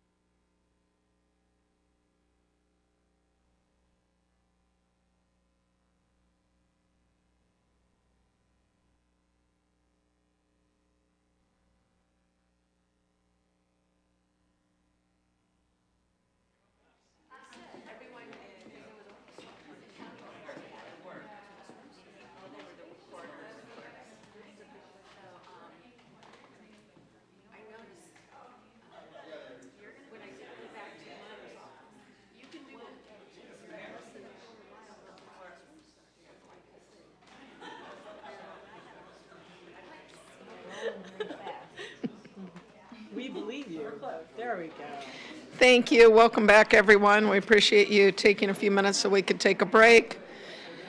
We'll move on to item C1, and I believe at this time for our business item, I will turn it over to our city manager, Mr. Carpenter. Thank you. Mayor, we're going to have Rachel Hendricks, our Human Resources Manager, present this item. Good evening, Rachel Hendricks, Human Resources Manager. Today's agenda's item is regarding CalPERS employee cost sharing. Cost sharing, as it refers to CalPERS, is when employees contribute a portion of their salary toward the employer's, which is the city's, cost of CalPERS. Tonight's item is step number 2 in the process to introduce cost sharing of the city's CalPERS employer contribution with city employees in the SEIU, which is the Service Employees International Union, and our unrepresented confidential, unrepresented management, and unrepresented department heads group. Step 1 was brought to Council as a consent agenda item on April 25th, 2023, which adopted resolutions evidencing unrepresented employees' agreements with the cost-sharing agreement, which CalPERS requires before moving forward with a contract amendment. The CalPERS contract amendment will bring the contract in line with the current adopted memorandums of understanding, the MOUs, and compensation and benefits resolutions, which were approved in 2022 with a 4% COLA in July 1st of 2023 in exchange for contributing to a portion of the city's contribution of CalPERS. Staff is recommending Council take 3 actions this evening. 1, adopt resolution number 32-23, indicating the city's intention to approve an amendment to the contract with CalPERS, the agency managing pension and health benefits for public employees in California. And number 2, introduce ordinance number 658 for the first reading, which authorizes an amendment to the CalPERS contract to implement section 20516, which references cost sharing for local members in specific employee unions and unrepresented positions. And number 3, allow the mayor, city manager, city clerk, or their designee as authorized to execute necessary CalPERS forms to facilitate the contract amendment process. If these actions are approved tonight, city staff will conduct a secret ballot vote from affected employees to approve the cost-sharing agreement. If the majority of employees vote to approve, staff will bring back Ordinance 658 for adoption at the June 13th regular City Council meeting as step number 3. And I'm here to answer any questions you may have. Thank you very much, Rachel. With that, I will look to my right for council questions. I don't have any right now, thank you. And to my left, council members. I don't have any questions at this time. No questions. Good. With that, I will open public comment on item C1. Please don't go away. Okay. All right. Thank you, Madam Mayor. Conspicuously absent from staff's presentation was what happens if SEIU membership does not approve your motion. I think that would be a question perhaps your, whatever she is, I'm sorry, human resource manager has planned for the possibility that your employees union won't approve that. There are other retirement systems that other jurisdictions are moving towards. I think CalPERS is probably doing better than they have in the past in terms of rates of returns, but the stock market is purged for a major repositioning, and I don't know how their funds are set up. So I appreciate that the employees would be even willing to change their traditional contract, and I would hope that they would follow suit with lots of employees in other jurisdictions that have seen the wisdom to participate in their own retirement program. Thank you. Thank you. Anyone else for public comment? AGP, do we have anyone in the queue? Thank you, Mayor Wixom. Currently, I do not see any raised hands in the queue. Thank you very much. With that, I'll close public comment and bring it back. Did you want to respond? Yes, so I can answer that question. So the MOU with the SEIU is written in such a way, I don't have it in front of me right now, but it's written in such a way that they will not get their cost of living adjustment if they do not agree to this. So the cost sharing. Thank you. Do we have any questions or comments? Are we ready to move into comments, or do we have questions for Rachel? Anyone? I see no questions. Any comments? No comments. Yes, I'd like to thank Rachel, our Human Resources Manager. I want to thank you so much for your work on this, and I'm really excited to have you on board. You've just really done an amazing job since you've been here, and this report is pretty comprehensive. It's pretty easy to understand. I think that's probably why we're questionless, not because because we don't know what questions to ask, but I think because there weren't any, well, with the exception of Terry, there wasn't any other questions left to ask. So thank you for that. Thank you. Thank you, and I would echo that. Thank you to you and your staff and staff at City Hall for working on this. We appreciate it, and we did see it when it came before us last month. And with that, if there's no questions or comments, I will entertain a motion.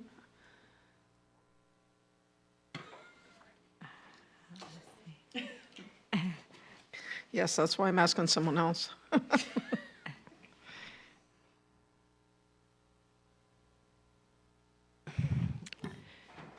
So I'll make a motion here that we recommend the City Council take the following separate actions.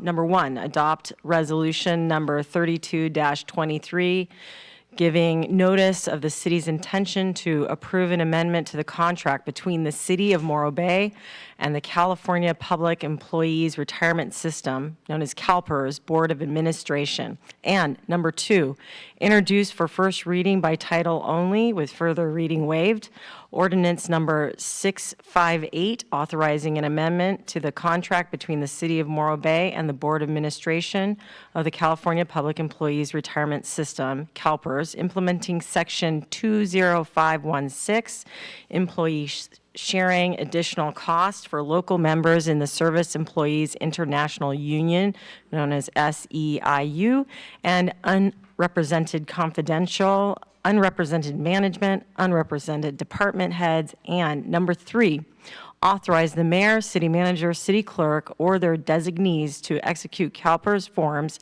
as required to facilitate the CalPERS contract amendment process. Thank you, Councilmember Edwards. I'll take a second on that. I second that. Thank you, Councilmember Landrum. And for this, we'll ask for a roll call vote from the city clerk, please. Councilmember Barton? Yes. Councilmember Edwards? Yes. Councilmember Landrum? Yes. Councilmember Ford? Yes. And Mayor Wixom? Yes. Motion carries 5-0. Thank you very much again. We appreciate it. And with that, we will move into item C2, budget study session, review of fiscal year 23-24 draft proposed budget. And this is going to be two parts, tonight and then tomorrow. And with that, I will turn it over, Mr. Carpenter. Mayor, members of council, staff is very pleased to present tonight the proposed operating budget. As you mentioned, tomorrow night will be focused on the capital improvement projects budget. The draft budget really represents the work of a lot of people, the community as far as their participation in strategic planning, the council through strategic planning and tonight, and also a number of our city staff members, the executive team, and their administrative staff. In preparation for this year's budget, we really saw that revenues were flattening.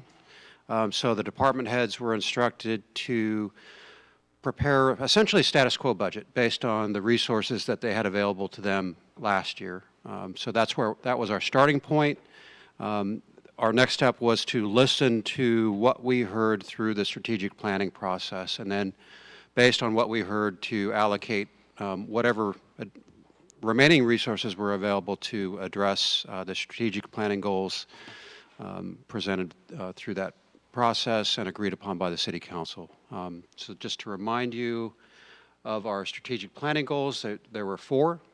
Focus on public infrastructure, economic vitality, response to housing and homelessness response, and finally community engagement. And throughout the operating budget tonight and the capital improvement budget that you'll see tomorrow night, we allocated remaining revenue resources to address some of the action items that were associated with these goals. So you'll see, for example, a recommendation that funds be enhanced and put towards street improvements, sidewalk repairs, storm damage repairs, grant writing assistance, and community engagement assistance were items. There are a number of other action items that aren't budget related, but those are the budget related action items that are addressed in the proposed budget. At this point, I'm going to turn it over to our Assistant City Manager and Finance Director, Sarah Johnson-Rios. She's going to walk you through the operating budget. There are about 30 slides. We're going to ask you to hold your questions to the end, and we'll try to address them all once we get to the end of the PowerPoint. All right, thank you.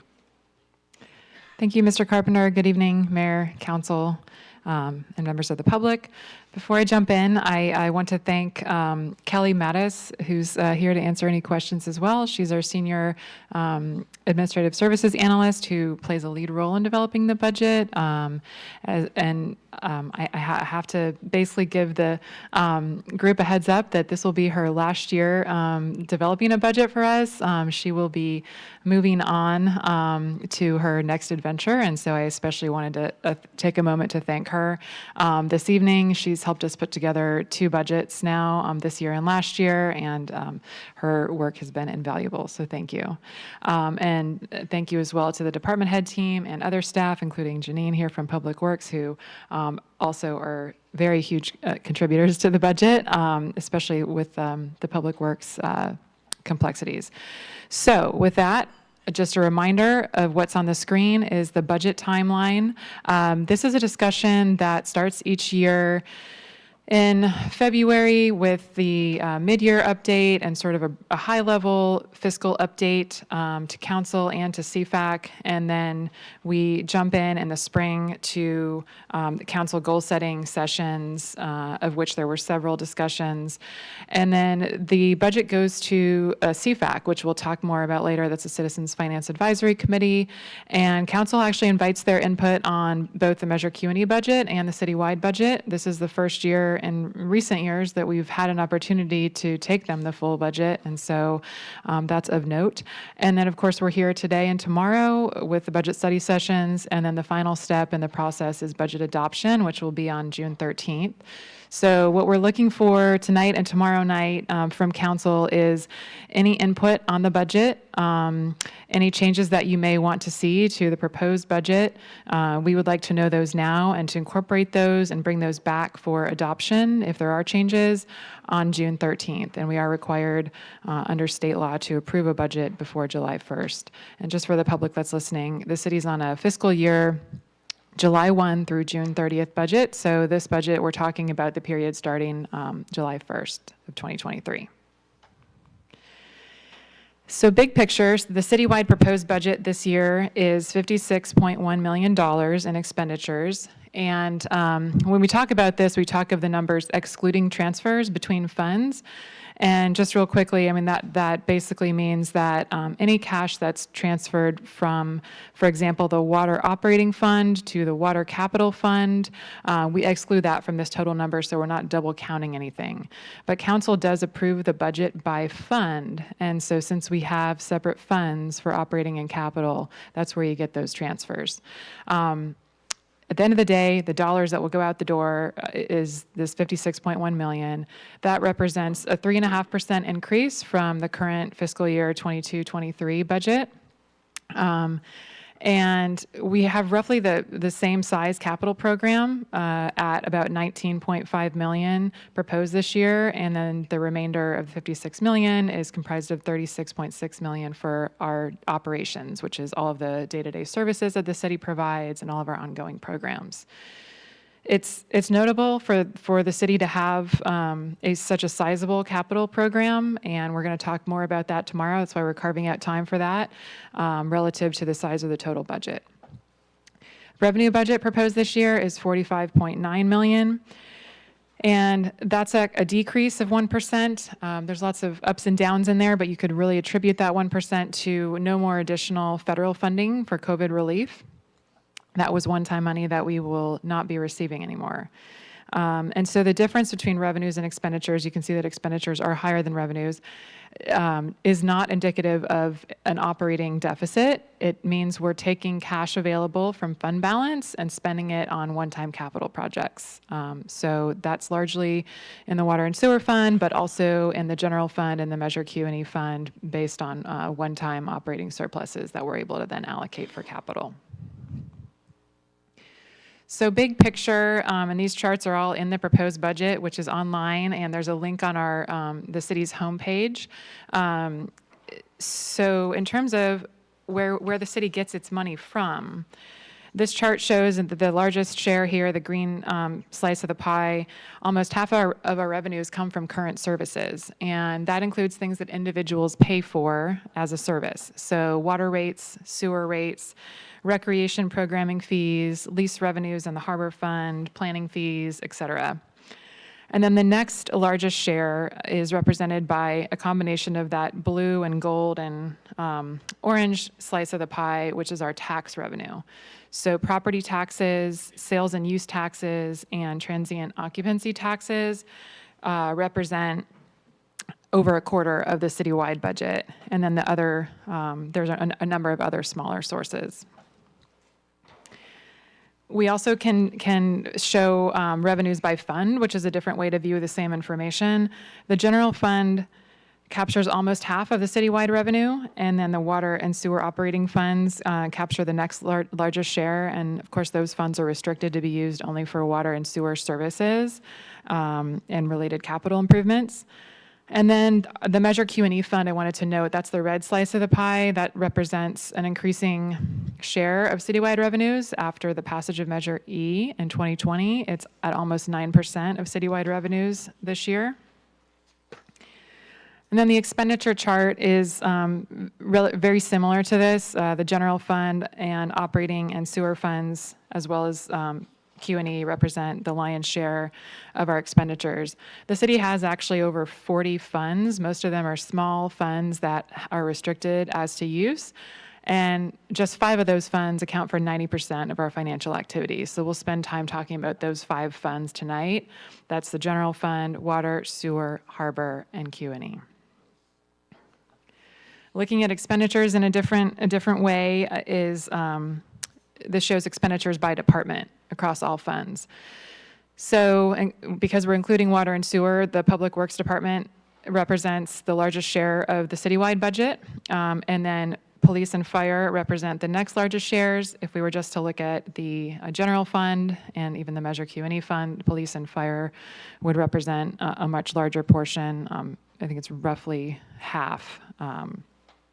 And I'm going to take a few minutes to talk about personnel and proposed personnel changes. I just want to note, so I know these details might be difficult to view on screen, but the total that is showing in the right-hand column there is 107.5 full-time employees. And so, the city is a full-service city that provides police services, fire services, has a harbor department, all of the public works services and community development services, as well as the administration, with 107.5 full-time employees. And there's not a significant change proposed this year.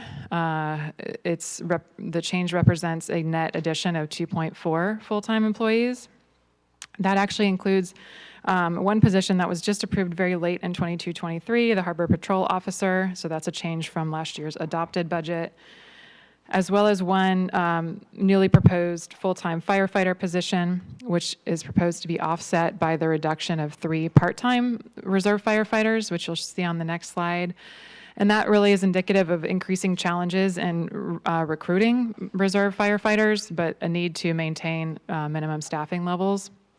And then the other full-time position that is included in the proposed budget is a senior civil engineer to really help deliver the robust proposed capital program. That position is proposed to be shared across 4 funds based on the estimated time allocation of that position. And that's something that, if approved, would be reviewed annually in terms of that person's work plan and cost distribution. And then we have part-time staff that this is presented as FTE equivalents. So this is showing that we have what would be equivalent to about 30 full-time positions, but this is really more bodies that work a much smaller number of hours throughout the year. The most significant changes here are the reflection of the addition of the half-time homeless outreach coordinator. That's a change already from last year's adopted budget. And then a proposed half-time police reserve officer, which is a relatively lower cost way to help the police department maintain adequate staffing coverage. And then there are some smaller changes in other departments to part-time staffing proposed. Perhaps a larger scale personnel item that we want to note in the proposed budget and as it impacts the 5-year forecasts is our ongoing challenge with the cities, like most cities in California, the city's growing unfunded accrued liability for PERS. PERS did have one good year of market returns that gave many cities, including Morro Bay, hope that our minimum payments would be declining or at least flattening, and that's what you see in the blue bars going across this chart here. Unfortunately, PERS lost money after that high year of gains and is projected to only gain 3-point-something% this year. So those 2 bad years are more than undoing the one good year, essentially, and we're projecting very rapidly increasing required minimum payments to PERS, as you can see by the slope of this chart, over the next several years. We are taking, and Council has taken, very proactive steps to continue to address that. This proposed budget proposes another $1.1 million to be allocated to a pension trust to continue to prepare the city for those years of higher payment, and that's consistent with the council pension reserve policy that was adopted last year. It basically says that 1/3 of the prior year's general fund surplus will get put into a pension trust fund that can only be spent on pension-related costs. This slide I want to note is new from the packet. It's the only change to the slide deck that was published.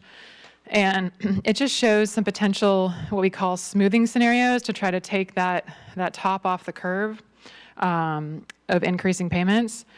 And so there's a few scenarios here. One is basically if we were to only contribute this $1.1 million this year to the pension trust fund, that would help us smooth things out a little bit. It would result in an annual minimum payment of about $3.4 million going forward. And again, these are moving targets, so you can view this as a high-level forecast. If we were to be able to conceptually contribute more into the Section 115 trust in the next few years, then we could achieve basically more smoothing and get our annual payment down to a projected $3.2 million over the subsequent years. And so you end up saving more money in the long run by putting money away now.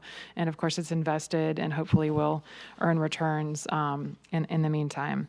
So we can go into more detail about that concept at a future meeting if you're interested, but we are actively tracking that and planning ahead for that. And then we'll dive into the capital improvement plan and budget more tomorrow night, but big picture, the proposed budget includes an investment of $19.5 million in 31 capital improvement projects.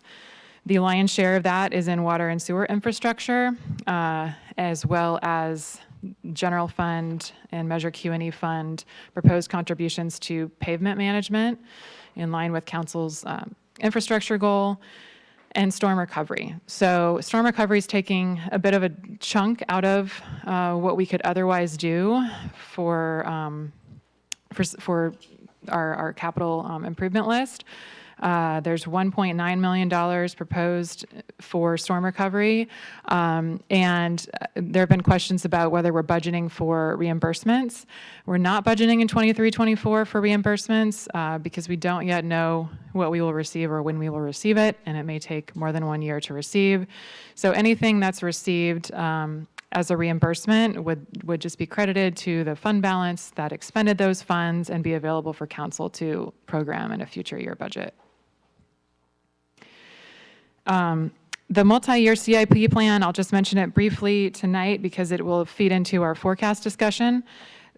It basically presents a 5-year snapshot, a snapshot in time of what we know today about 5-year CIP expenditures.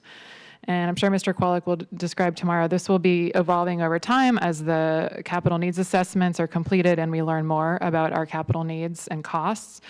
So these will certainly change in the future, but they're relevant because they feed right into our 5-year forecast that you'll be seeing tonight. And before I jump into those forecasts that take us into the next 5 years, I do want to spend a few moments talking about CFAC's input. And first, I just want to thank CFAC for their time in reviewing the budget. It's, as you know, a robust document, and I really applaud their efforts to spend time getting into the details and reviewing that and providing input for us. We also, I wanted to note, have all 5 seats on CFAC filled, as you know, and so we did have all members present for this discussion, which was great. 3 of those members, it was their first meeting, and so again, I appreciate their diving into this lengthy agenda item on their first meeting. And I will just provide a little bit of background for your discussion tonight. They primarily provided input on the Measure Q&E fund budget, and that was the motion that they passed. They had some individual comments that are in your staff report about the citywide budget, but we're going to focus tonight on the motion that they took on the Q&E fund budget. And so as a reminder, the council priorities that guide our expenditure of Measure Q&E funds, there are 4 of them. They were adopted in 2021 after a process with CFAC and the council, looking at the ballot measure language in 2006 and in 2020 and trying to summarize that in these 4 priorities. So they're to maintain public safety services, and there's a list of what that looks like. To maintain or enhance cleanliness and safety of public spaces, also a list of what that looks like.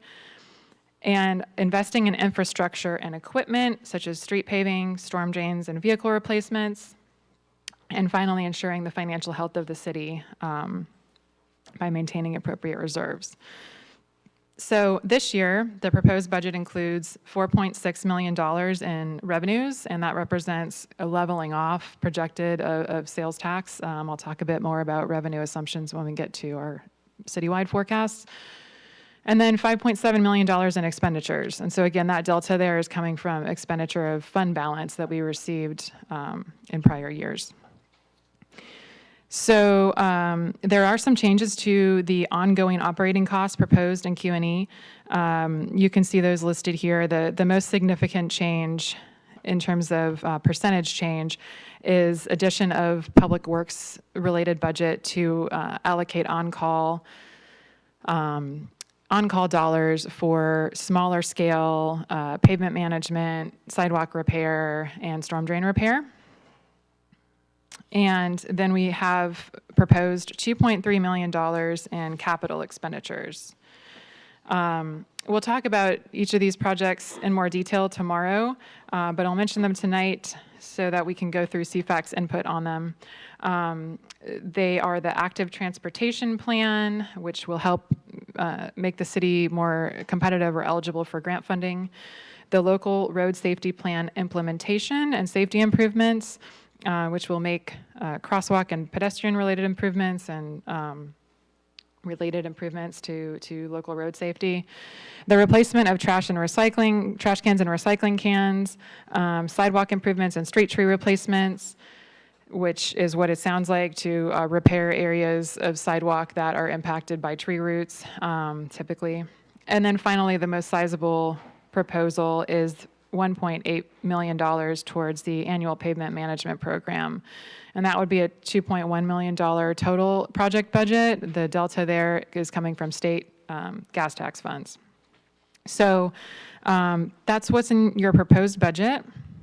The recommendation from CFAC recommended some changes. They recommended removing $1.3 million from the total proposed budget of $5.7 million. Specifically, they recommended funding a proposed harbor patrol response vehicle out of the harbor fund instead of Measure Q&E.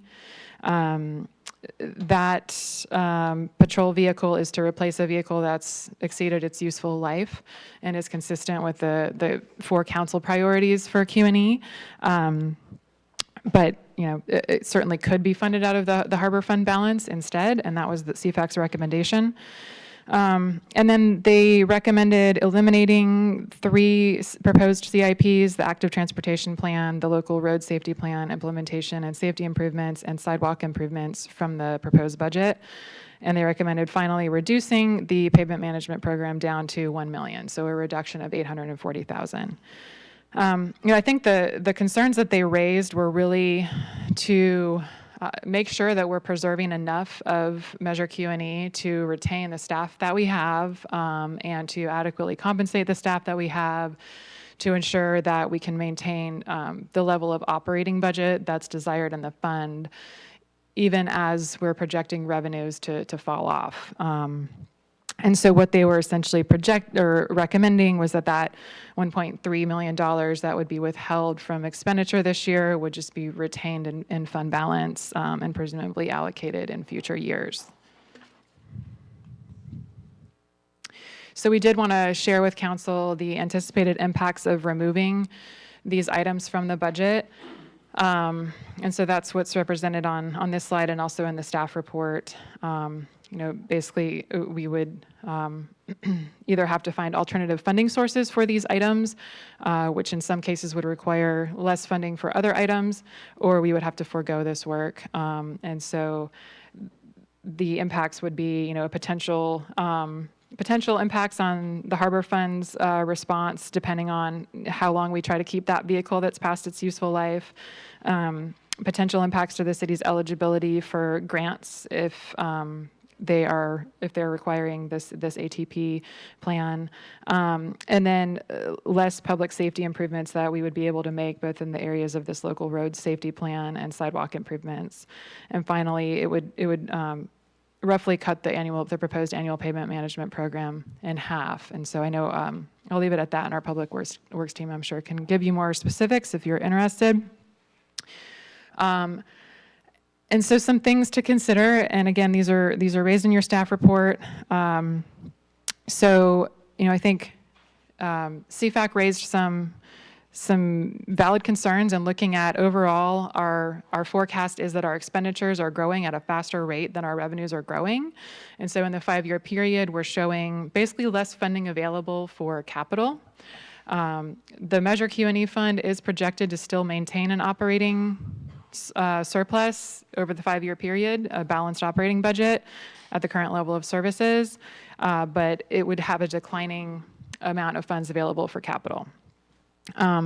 It is important to note that you do have a reserve policy. Council has the general fund emergency reserve policy that calculates, it's basically a minimum reserve of 33% and a maximum or a target reserve of 50%, calculated based on those percentages of the operating budget and the general fund and the Measure Q&E fund.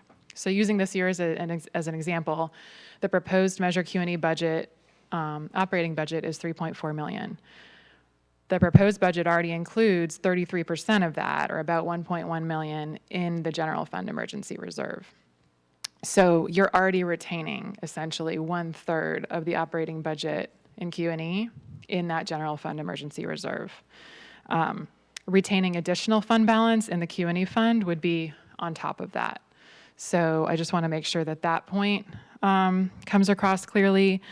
And so, typically the approach to the proposed budget is to ensure that in all funds, we're meeting council's reserve policies, at least the minimum, and then we're deploying all of the funds above and beyond that, because we don't typically want to retain more funds than are in our policy guidance.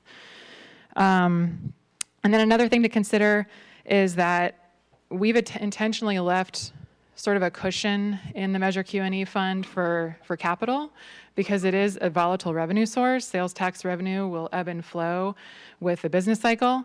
And so we don't recommend programming 100% of it for operating in case we have a year where sales tax revenue falls off. And so that's what's been nice about the ability to have a portion of it that's operating and a portion that's capital. The capital portion can sort of ebb and flow from year to year as resources are available. And then finally, just, the proposed budget, the baseline proposed budget, is trying to be responsive to the Public Infrastructure Council goal. And so that's where these capital projects would align in your strategic plan. And then the final section of the presentation for tonight is looking ahead. So that snapshot at a high level covers the high points of the operating budget. And then looking ahead, we're going to look at our five major funds. And each year, you don't have to read these, I'll talk about the important ones. Each year, we update our forecast assumptions. And so on the revenue side, I want to highlight for you property tax, sales tax, and transient occupancy tax, as well as other revenues. We are generally projecting that revenues overall in these major sources are going to grow between 2 to 4% in the 5-year forecast period. This is more of a return to baseline levels of growth than we've seen in recent years. The city has been really fortunate to have a couple of really good years in the post-pandemic era, and our sales tax growth has been in the double digits, our TOT growth has been in the double digits. That's not what we're seeing in recent quarters, and that's not what is projected for 23-24. So revenues, big picture, are leveling off. Expenditure, that doesn't mean growth will be zero. It just means growth is slowing down, which is going to feel like a reduction, even though we're still growing at more of a baseline level. On the expenditure side, we're still dealing with inflation, like many of us are, and in our day-to-day expenditures as well. And so those are impacting the city. They're making it more expensive to continue to deliver the same level of services. And so, when you have a dynamic where your expenditure growth is outpacing your revenue growth, of course, that's going to create challenges in the out years. And so I'll go through what that means for each fund. The largest number here on the expenditure growth side is that CalPERS number, which correlates to the chart that I showed you before. And that's based on calculations from CalPERS's pension outlook tool. They have a good tool that allows cities to help project what that growth rate is going to be. So for the general fund, what you're seeing here is the yellow revenue bars are either kind of just trying to keep pace with the green expenditure bars and not always being able to keep pace in the out years.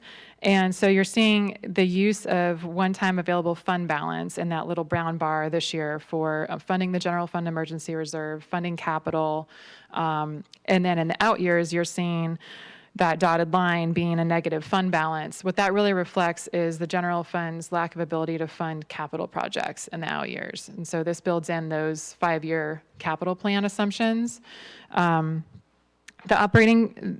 fund is projected to maintain an operating surplus for the next 3 years, and there's a detailed table that's in the actual budget book that outlines those numbers. And it's projected to be able to maintain your reserve policy for 1 to 2 years. And then that's when in the out years, absent any changes, basically if the expenditures growth continues to outpace revenue growth, then the out years, we would need to take some additional actions. So that's what we're presenting here.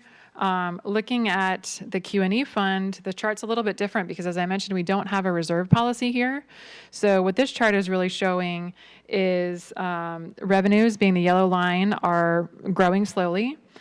Expenditures, if we include the capital 5-year plan, are that green line. And so this is showing that the capital needs essentially outpace the projected revenue, resulting in that orange negative. So what that means is we just wouldn't be able to fund all of those capital needs that we've identified for those 5 years. At least we wouldn't be able to fund them on a cash basis, so we may have to evaluate other financing options. And so it is important to note, though, that the Measure Q&E fund, like I said, is projected to be able to maintain an operating surplus of at least $0.9 million in all 5 years, because we're intentionally maintaining that cushion so that if we have sales tax revenue reductions, we can still cover our operating costs in that fund.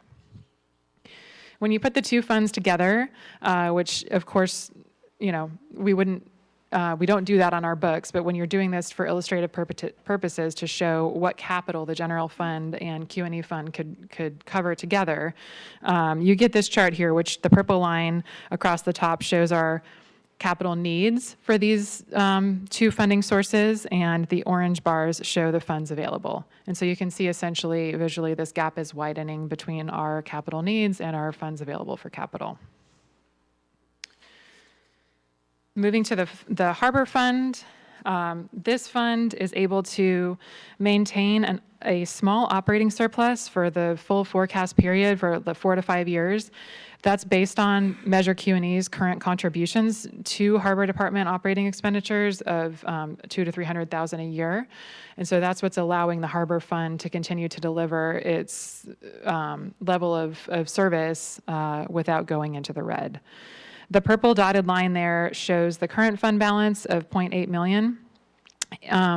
We haven't yet, pending the capital needs assessment for the Harbor Fund, built in specific capital projects for the 5-year period. And so if that $0.8 million fund balance were spent in 1 year on capital projects, then there would not be additional funds available for harbor capital projects. So that still remains a need, is for a funding source for harbor capital projects.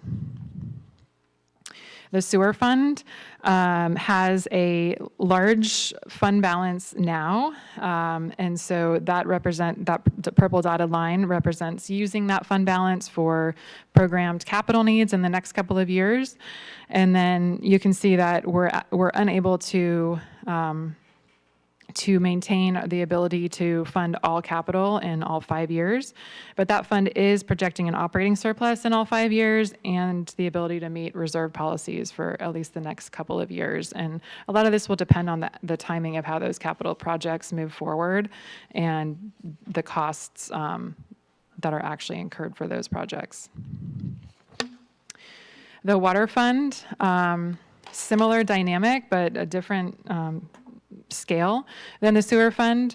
There is a fund balance currently, and the 5-year CIP cost estimates essentially exceed the water fund's ability to cover those needs in the 5-year period.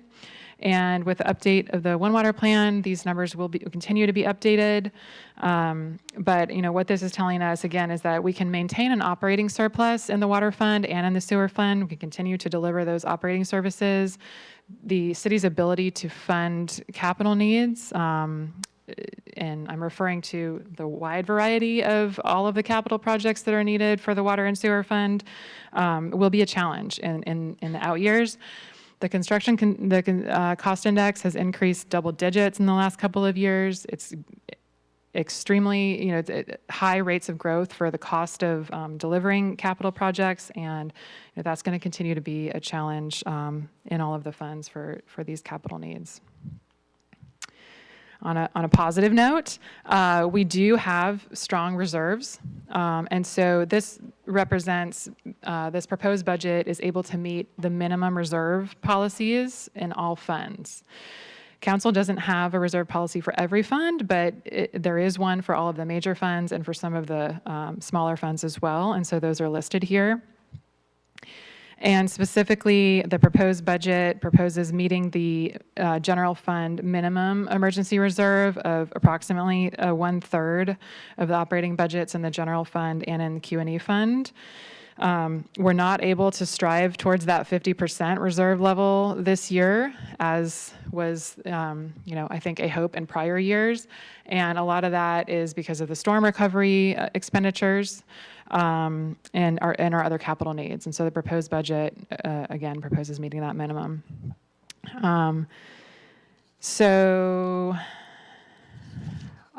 All reserve policies are met in the water, sewer, harbor fund, and risk management and IT funds as well.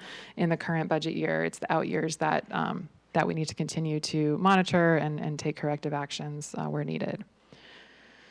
So in summary, where have we been? Where are we going? We, as I said, have come off of 2 really strong post-pandemic recovery years. Revenues are now leveling off. Measure E is continuing to really help the city maintain our ongoing services, which is excellent.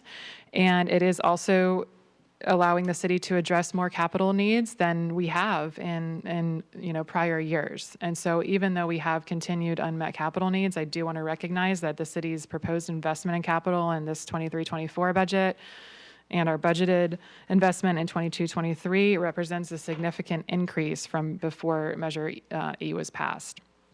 So that is progress, although unmet needs remain. I've discussed the storm recovery expenses already, and then the expenditure growth outpacing revenue growth. So we're continuing to monitor macroeconomics, economic cooling. Those assumptions are all built into these forecasts. We are not projecting any dramatic reductions to revenues, certainly a slowing of revenue growth.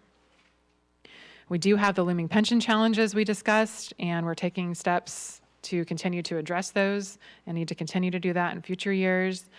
Having strong reserves will help us weather hopefully we don't have any future emergencies, but would help us weather one if another one comes our way.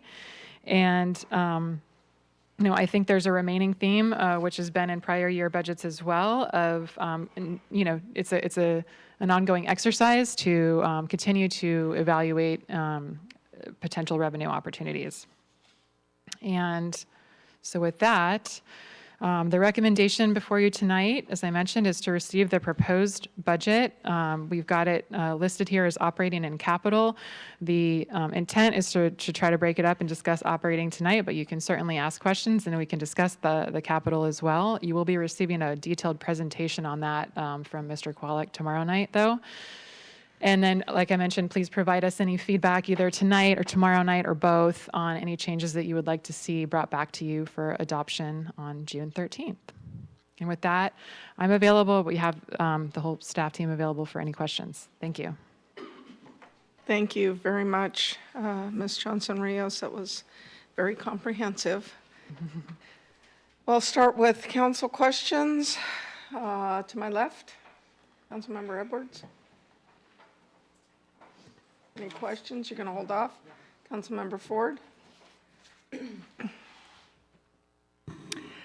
Thank you, Mayor. I have a couple of questions.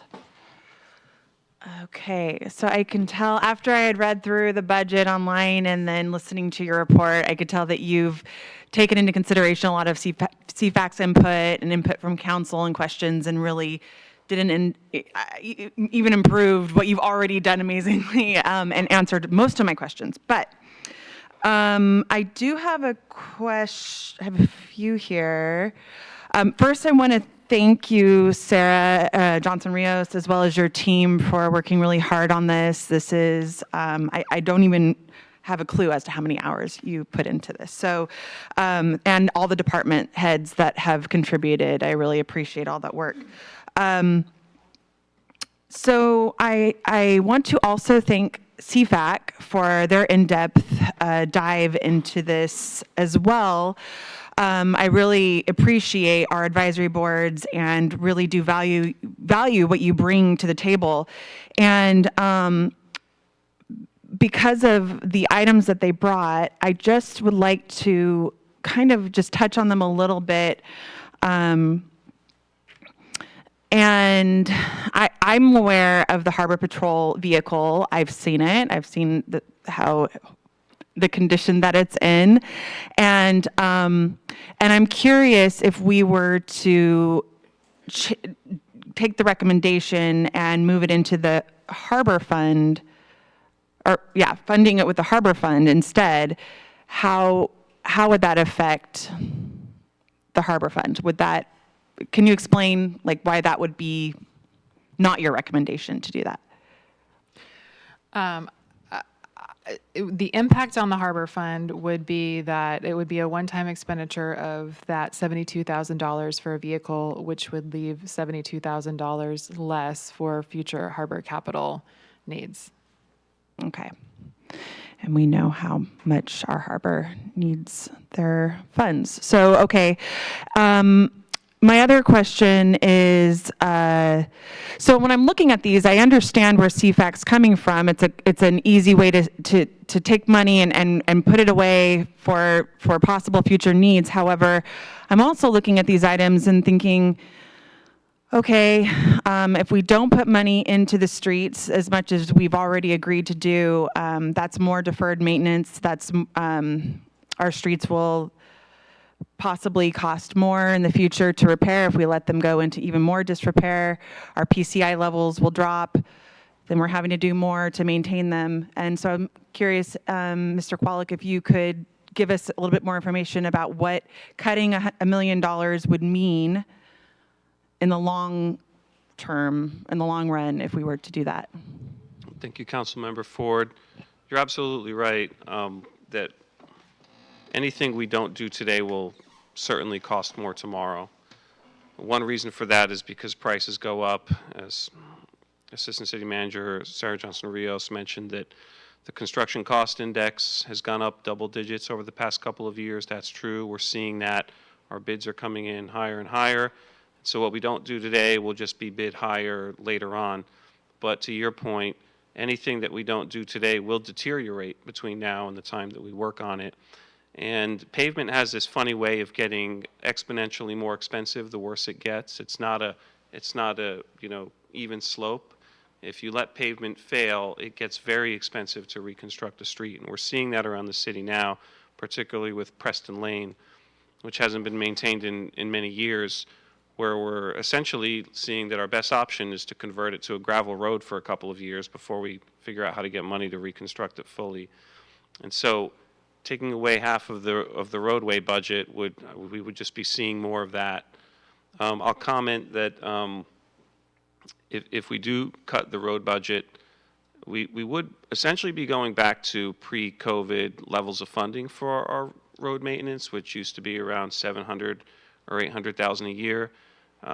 We would be at $1 million for this year, for the upcoming year. However, with inflation and increases in the construction cost index, that's about the same as what we've been doing historically, which, as we know, is not enough.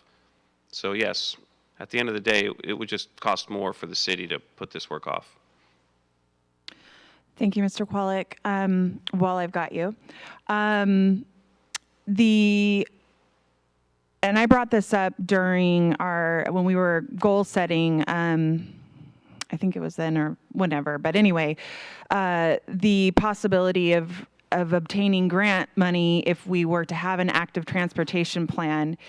And while I know it takes a lot of money to put into that, do you have an educated opinion and estimated time on when we could potentially reap the benefits of this sort of plan so that we actually make our money back and then some, as far as being able to improve our transportation with that grant funding? Do you just I know you can't really know if you're going to get a grant, I get that, but in your experience in life, when cities do this, when they have a transportation plan, is it more often than not that they do get more benefits out of it than they put into it financially? Thank you, Councilmember Ford. I'm not sure that I can answer that question, and I certainly won't make any predictions. But it's true that to be eligible to apply for active transportation money, the city must have an active transportation plan. And so I can give an example of where we might want to apply this kind of grant funding. As we look at the 141 intersection, regardless of what the city council decides to do there, because of the pedestrian safety issues there and the cyclist safety issues there that are a major concern of the communities, we'd want to include, as part of our funding package for that project, active transportation money. So we'd be applying for those funds aggressively. We'd be looking at doing that in the time frame of the next couple of years. I would also want to mention that one of the City Council's goals is public engagement. And having an active transportation plan, I know there's a sense that, we're just doing studies and putting them on the shelf, but actually what's happening when we do these plans is we vet the concerns of the community publicly, we vet projects publicly.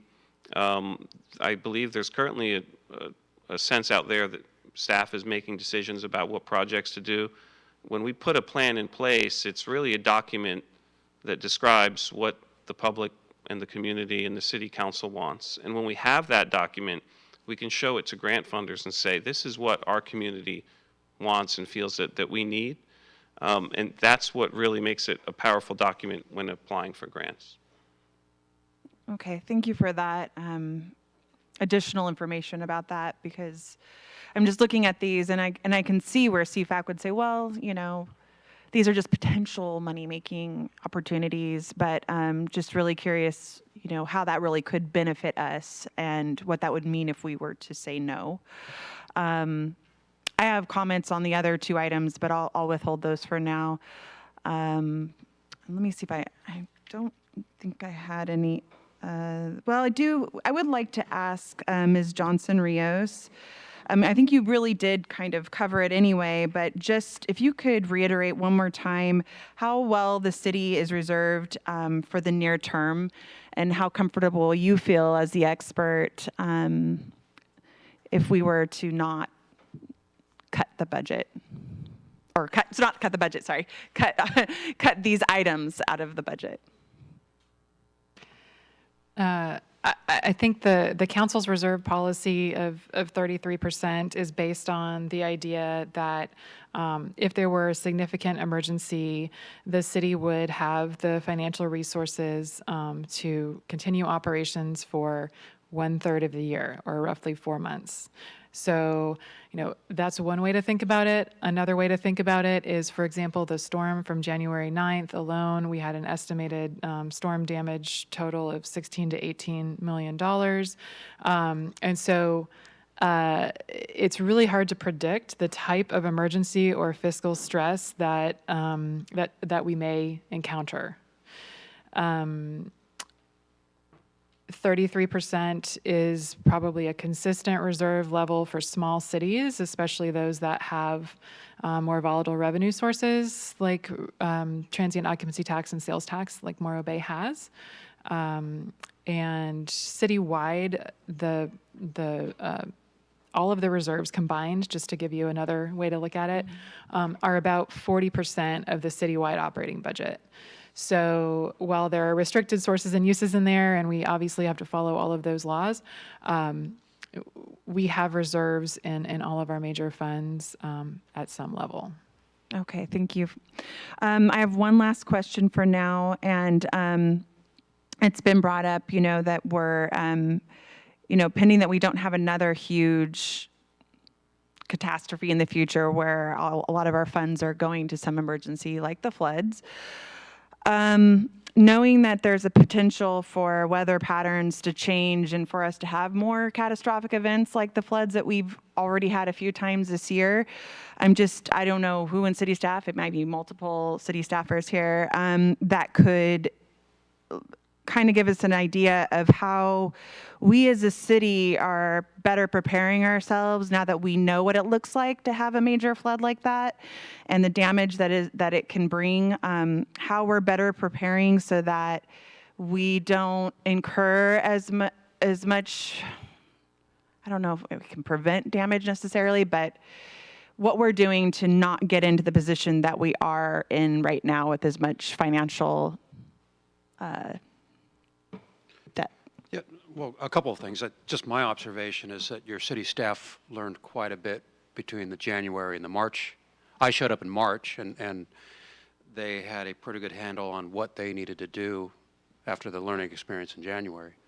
And then moving forward, I think Greg Kwolek has some plans for better understanding some of the hydrology and creek conditions. Anything you'd like to add to that? Yes, thank you, City Manager Carpenter. I think the answer in how we prevent these sorts of disasters from happening again in the future really comes down to hazard mitigation. So we just submitted 9 notices of intent to apply for hazard mitigation funds through Cal OES. We've already been in touch with them. There's also an opportunity through FEMA to apply for hazard mitigation funds. This grant funding is very complicated, and we're learning as we go. But we hope to get some funding to protect our critical assets from floods or any other disasters. I'll be frank that that this stuff won't happen overnight. It may take several years. So part of the strategy is to get into some planning documents, as City Manager Carpenter referenced, a hydrology study of Morrow Creek. We also want to have a waterways plan so we can pick out projects and get them funded for our storm drainage system. Unfortunately, we bear the brunt of a lot of the impacts of climate change because we are on the coast. I mean, we are like the front line of impact. And so we have a lot of issues in the harbor that we're still working on figuring out how to prevent future disasters. I don't know that we can ever do it with any level of guarantee, but it will certainly take money and funding. So one component of hazard mitigation for the future is finding that funding, whether it be through grants or other sources. So, on our side, what we're doing right now is looking for grant money to build these protections. Okay, so if I'm hearing you right, it sounds like if we can get the grant money we've applied for over the next few years, we can start the mitigation process to help prevent the flooding that occurs in that sort of event, that weather event. But until those things happen, we're kind of at risk of a repeat event, and we could obtain a lot of this damage again and have to, as a city, deal with millions and millions of dollars worth of damage again. And so we could just be in the same position. So, I mean, that's like the Debbie Downer version of it. But I mean, is that kind of really what we're looking at? It's true, yes. Okay. Thank you. I don't have any further questions at this time. Councilmember Burton?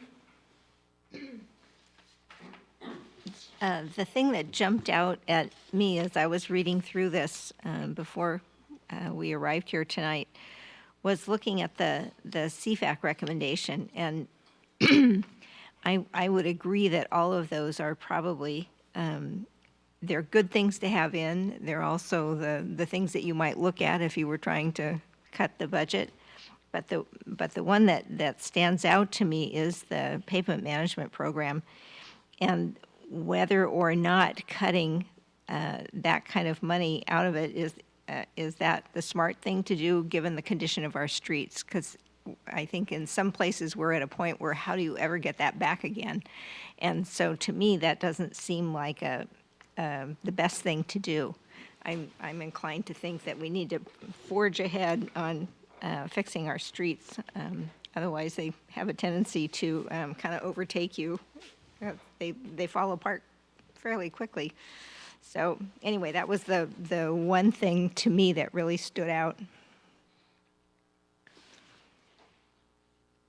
Councilmember Landrum, questions? I have some questions based on Councilmember Ford's questions. Mr. Kwolek, when you say grant, these things can be done with grants or other sources. Can you elaborate on other sources? Yeah, other sources would include the general fund, Measure Q&E, any other tax initiatives. Okay. And then Oh, have we ever done an active transportation plan? We did a bike and ped plan in, I believe, 2011. And so that it's not quite the same, but and I don't have all the information here to parse out the differences, but has that gained us any grants for? I'd have to check back. I don't know that it did. I'm not sure that the purpose of that document was to do that. So I need to learn more about that plan to answer that question. And in general, how long does something like that last? If you have a plan like that done, or do they expire after a certain amount of time, or? I don't have an answer to that question now. It's something I can get back to you on. Okay, and I guess I would ask the same kind of questions for the local road safety plan implementation and safety improvements. Thank you for your question on that, Councilmember Landrum. I'd like to address that briefly because I did see that on the list. So the local road safety plan is something that was already budgeted for this fiscal year, and we've recently selected a consultant to work on that for the city. This item that you see in the Measure Q&E budget is actually to implement the projects that that plan will suggest. So this is actually not a planning document that we'd be seeking Measure Q&E funding for. It's to do the physical work. For example, the police department has a not ideal situation with its crossing from its parking lot to the police station. It's an issue that the city's known about for a number of years, but hasn't had the funding to do anything about. So we, out of the local road safety plan, this is a project that we'll be looking at, and we've talked to the police department about prioritizing that project. So what will come out of the local road safety plan are recommendations for a project at that location. So the $150,000, I believe it was, that we requested, part of that would go to this project. There's also other areas around the city that the Public Works Department and other departments have received complaints about in terms of safety. I think of Main Street south of Olive. The road narrows significantly there. There's not a sidewalk, but there's kind of a paved path that's technically not defined as a sidewalk. There's nowhere for bikes to go. So we would look at this area through that local road safety plan and then use the monies that we've requested in Q&E for this upcoming year to start projects. Okay, and I wanted, this might be kind of random. I might be jumping around. This would be for Ms. Johnson Rios. Are we anticipating any recovery now that, or maybe Mr. Kwolek too, now that all the Quintana Road work has been completed, with as far as businesses being able to be open and hopefully get more business? Thank you, Councilmember Landrum. Do you mean from a sales tax revenue perspective? Yeah. That's a good question. I think it would be too early for us to see that in the data because our sales tax data lags by about 3 to 6 months until we actually get good information about that. But that's certainly something we can monitor. Absolutely. Okay. Oh, and back to Mr. Kwolek. The waterways plan, is that something that we've done, or is that something that you're suggesting be done? Thank you, Councilmember Landrum. That's not a plan that we've done in the past. And so just to give the council an idea of what that would look like, is we'd put together a plan for projects in the city's creeks. As we all know, the city doesn't own the creeks. The city only owns the creeks where we have bridges over them. And it becomes difficult. There's some difficult questions about who's responsible for maintaining them and who is responsible for initiating projects in those creeks. We had a very good meeting with an individual at the city of San Luis Obispo, and their model is that they create a plan, and that's how they're able to prioritize projects in the creeks, because there is this private property question. You know, how do you prioritize projects that are on private property, which could be seen as a benefit to those property owners? If they're done without a plan, it's maybe arbitrary and potentially makes the city vulnerable to accusations that there's some sort of unfairness happening. So with the protection of a waterways plan, we'd be able to prioritize projects that would help prevent the kinds of flooding that we saw during the January storms. That would be the goal there. And just in the interest of self-reliancy for a city, is it ever possible to do any of these types of studies in-house? Like, do we have enough, based on all other studies that we've compiled over the years, such as the bike path study and others, is there not a way to cut and paste and kind of put some of these things together to create our own plans without relying on outside, consultants and the cost involved with that? Thank you, Councilmember Landrum, for the question. It's an interesting question. I imagine there may be some times when that is true, that staff could do it in-house. That would be very rare. If it was true, it wouldn't really align with our staffing levels. In Public Works, particularly in the engineering division, we are totally overextended in terms of the projects that we're responsible for, and utilizing consultants allows us to continue to do more work that the city needs and that the City Council has asked for. For most of these kinds of plans, we work with specialists that do these plans all over the state, and so they have expertise that our staff doesn't have necessarily. So I would say in 99.9% of cases, it would not be advisable. I certainly wouldn't advise a City Council to have staff do this ourselves.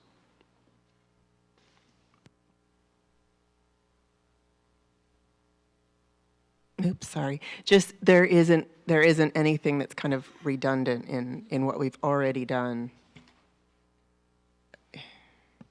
Do you know what I'm saying? Not that I've seen. Okay. No. Okay. Thank you.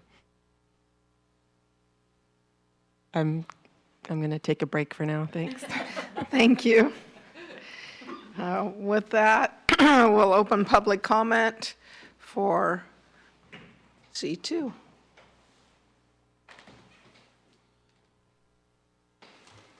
Good evening, Madam Mayor. Terry Simons, Morro Bay. This seems to be my night to praise city staff.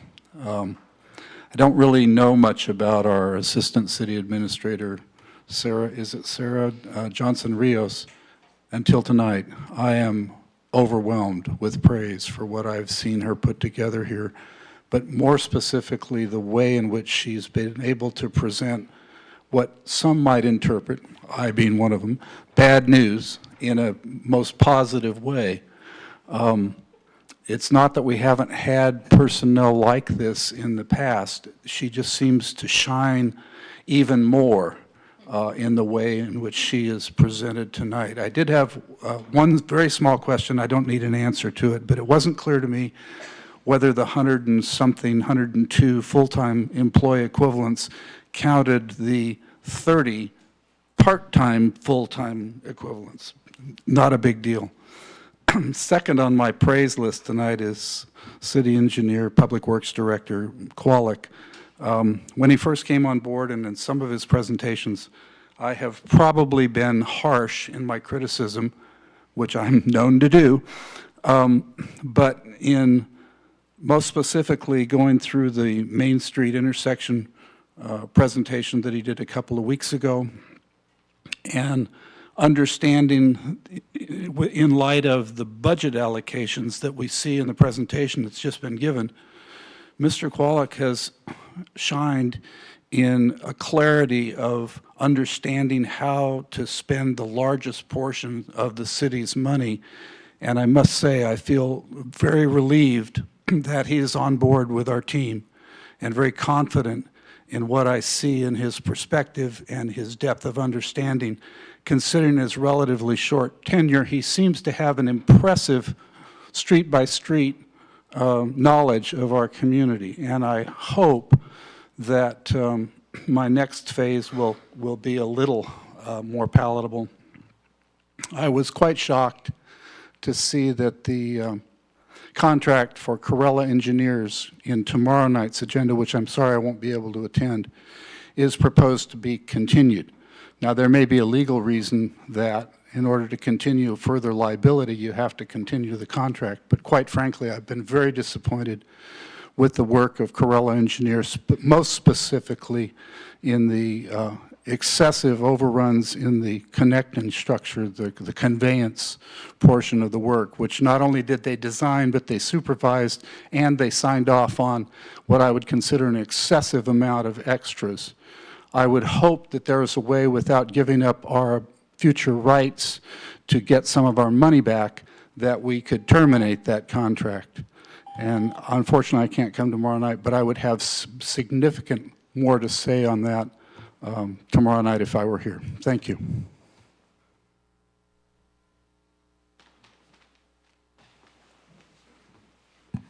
Betty Winholtz again. A few comments. One, I think would behoove the council to lower our reserves. I understand that the 33% is for a 4 months buffer, but I think 3 months buffer is plenty. I think you could reduce that to 25%. I think, and that you should eliminate the goal of trying to get to 50. Being the town that we are, the kind of money situation we're in, I think that's pie in the sky, and we need to be more realistic. I think that would free up $2 to $3 million that could be used in other places. I agree with CFACT in terms of eliminating all those programs, but I agree with Councilmember Barton except for the paving. It's mandatory. We just have to, as staff has said, continue to do that paving. And we have been told by the expert last year over again that $2 million is the minimum just to maintain the poor quality that we have. So I'm hoping that you listen to that and continue that $2 million or more. I'm curious why our water costs are going up when we no longer need to pay for state water infrastructure. I know there'll be some pay there, but that has expired. Maybe you've already talked about that, but I'd like to know about that. And maybe it has to do with this well thing that we have to do as part of the WRF. And if so, then let's get rid of it, because it's just a drain, a financial drain on our money. I'd like to know what you're doing in terms of revenue for the harbor, in terms of still looking at sales tax or bed tax or reducing their overhead, in terms of giving them more money rather than trying to figure out things like paid parking and other kinds of things. What kind of revenue sources are coming in for the harbor department? I would like to, this active transit plan, I've not frankly heard of before. I don't know if that's something new or if I'm just out of touch. Is that the only source of transportation money, or are there other sources that we could be looking at so we don't have to spend the $67,000? So I don't know why grants are dependent on that, or if that's the source these days. I'm not knowledgeable about that. Spending $150,000 on cutting trees, I think, is a lot. I think there are ways that we need to deal with our sidewalks rather than look at removing trees. That's my beef. And then I guess just the last little thing is that if we stop hiring people, won't we have less PERS? I mean, PERS is never going to go down, but it can't go up as much if we stop hiring. So I'm just going to throw that out there. Thank you. Anyone else for public comment? AGP, do we have anyone in the queue? Thank you, Mayor Wixom. Currently, I do not see any raised hands in the queue. Thank you. With that, I will close public comment and bring it back to council. Thank you, Terry and Betty. The water costs, Greg? Mr. Kwolek? Thank you, Mayor. What we're seeing in the water fund from that slide that Assistant City Manager Sarah Johnson-Rios had up was some high-cost capital projects that are projected in the out years. specifically the Nutmeg Pressure Zone project, which we think could be up to an $18 million project. If you put it into perspective, had we never had the wharf, $18 million would probably be one of the biggest projects we ever did. We're not sure that the project is going to cost that much. It's a placeholder in the budget right now, and that project estimate was developed by very good engineers using formulas. And that project involves a lot, including increasing the size of Nutmeg tank, eliminating the Elena tanks, one of which has already been decommissioned because it was in such poor condition. There was a crack going across it that could have opened up. Eliminating the Vashon booster station, and upgrading infrastructure, largely because of fire flow issues due to the presence of Del Mar Elementary School. It is a necessary project, but that is the one that is really sinking the water fund. With that said, I would be remiss if I didn't remind the City Council and the public as well that every year our costs go up, but our revenues are flat, and that's because we don't have a CPI escalator on our water rates or sewer rates. And so it is inevitable, even if we stop doing all projects, that at some point we have to increase our revenues by raising rates. And based on the projections that Ms. Johnson-Rios showed, if we want to do capital projects that are necessary to maintain our infrastructure, it may be necessary to increase those rates. So that's just something, as being the person responsible for utilities and the maintenance of our infrastructure, I'd like to call out. Thank you for that answer. I appreciate it, Mr. Quillick. And I know tomorrow night we'll have a lot more time to talk about capital projects and all those things. So as that's the main part of the budget tomorrow night. So unless there's any more questions, we'll go to council comments. Any questions? I have one quick question, and this is because it was brought up about uprooting trees. Do we have other methods of improving sidewalks without removing trees? Is there another way to handle it when we do have roots coming up and consistent issues? Does it always mean removal of the tree, or have we worked to try other methods of remedying the hazards that come with uneven sidewalks? Thank you for the question, Councilmember Ford. Depending on the condition of the uplift of the sidewalk, we do. We have a contractor that we use, I believe they're called Precision Concrete, where they will go in and saw off at an angle a sidewalk so that if it is uplifted, that it becomes flat. The issue there is that we see is we'll do that, and then 3 years later it lifts farther up, and there comes a point in the concrete where there's no more concrete to cut. If you cut through the concrete, you're just cutting into dirt. The purpose of that that request is not necessarily to remove trees. What happens when we fix sidewalks that are in really bad shape is we have to cut roots. And so when we cut roots, that means that the tree, does not have a good chance of success, and then we replace the tree. I would also want to remind City Council here that these sorts of uplifts and displacements in sidewalks and driveways in the public right-of-way leave the city vulnerable to claims against the city when there are trips and falls. As some of the council members I know learned at the JPIA conference. And so part of this is being proactive so that we can spend a little bit money now to save money on those sorts of claims later. Thank you. That's my only question. Thank you. Any other questions that we can't reserve till tomorrow? Good. As long as we can. Yeah. Do you have a question now? Ask. Well, I think it's just more for me clarification. I feel like there is this subjectivity thing going on with the understanding of measure Q and E.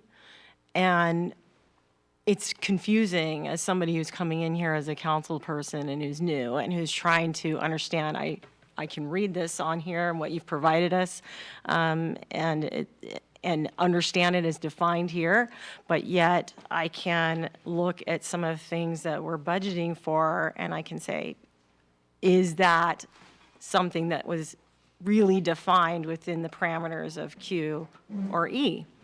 And I think my first question is just so I have a clearer understanding, is at what point did Q and E come together?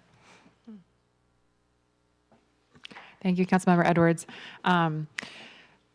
Measure E was passed and administered by the state as a 1.5% sales tax. So the CDTFA, the California Department of Tax and Financing, I'm going to miss the last word of the acronym, administers it as one tax, and we receive the revenues as one lump sum. So that began with the collection of Measure E funding in April of 2021. And then I guess I just want clarification. As you see it defined, would you say that traffic safety would be included in Measure Q and E?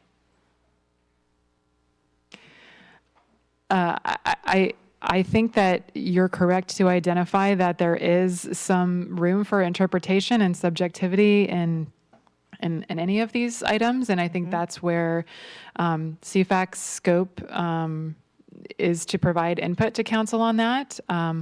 Ultimately, and the city attorney can certainly weigh in on the legality of expenditures, and these are all legal expenditures of the funds, so it's really a policy decision for council on how to take CFAC's input and allocate those funds. Councilmember Edwards, just to clarify in terms of the law, both Measure Q and E are general taxes, and so the money goes unrestricted into the general fund and can be used for any lawful public purpose. There, however, was a ballot label for each of these that described possible uses. Those ballot labels that the voters considered did say that the money could be used for any purpose.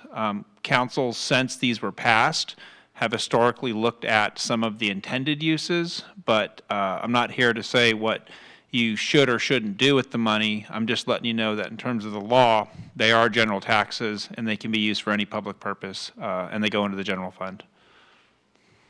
Thank you, Mr. Neumeier. For clarification, 16 to $18 million in storm damage approximately is what we're looking at? Is that what you said? That was the preliminary estimate, and the Public Works team is actively at work with FEMA to begin to try to identify which of those items we may be able to be more likely to receive reimbursement for. So for a city of our size, it will not be possible for us to address the full scope of that estimate until we have more information about potential reimbursements. So we've allocated $1.8 million at mid-year and $1.9 million proposed to begin to address the highest priority damages. And so we're looking at this as not basically including in the budget for this year what we may potentially receive from FEMA or from insurance or such. That's correct. I think it's also important to note that while we're not counting on the revenues from reimbursement yet, we are also not counting on the full scale and scope of the expenditures.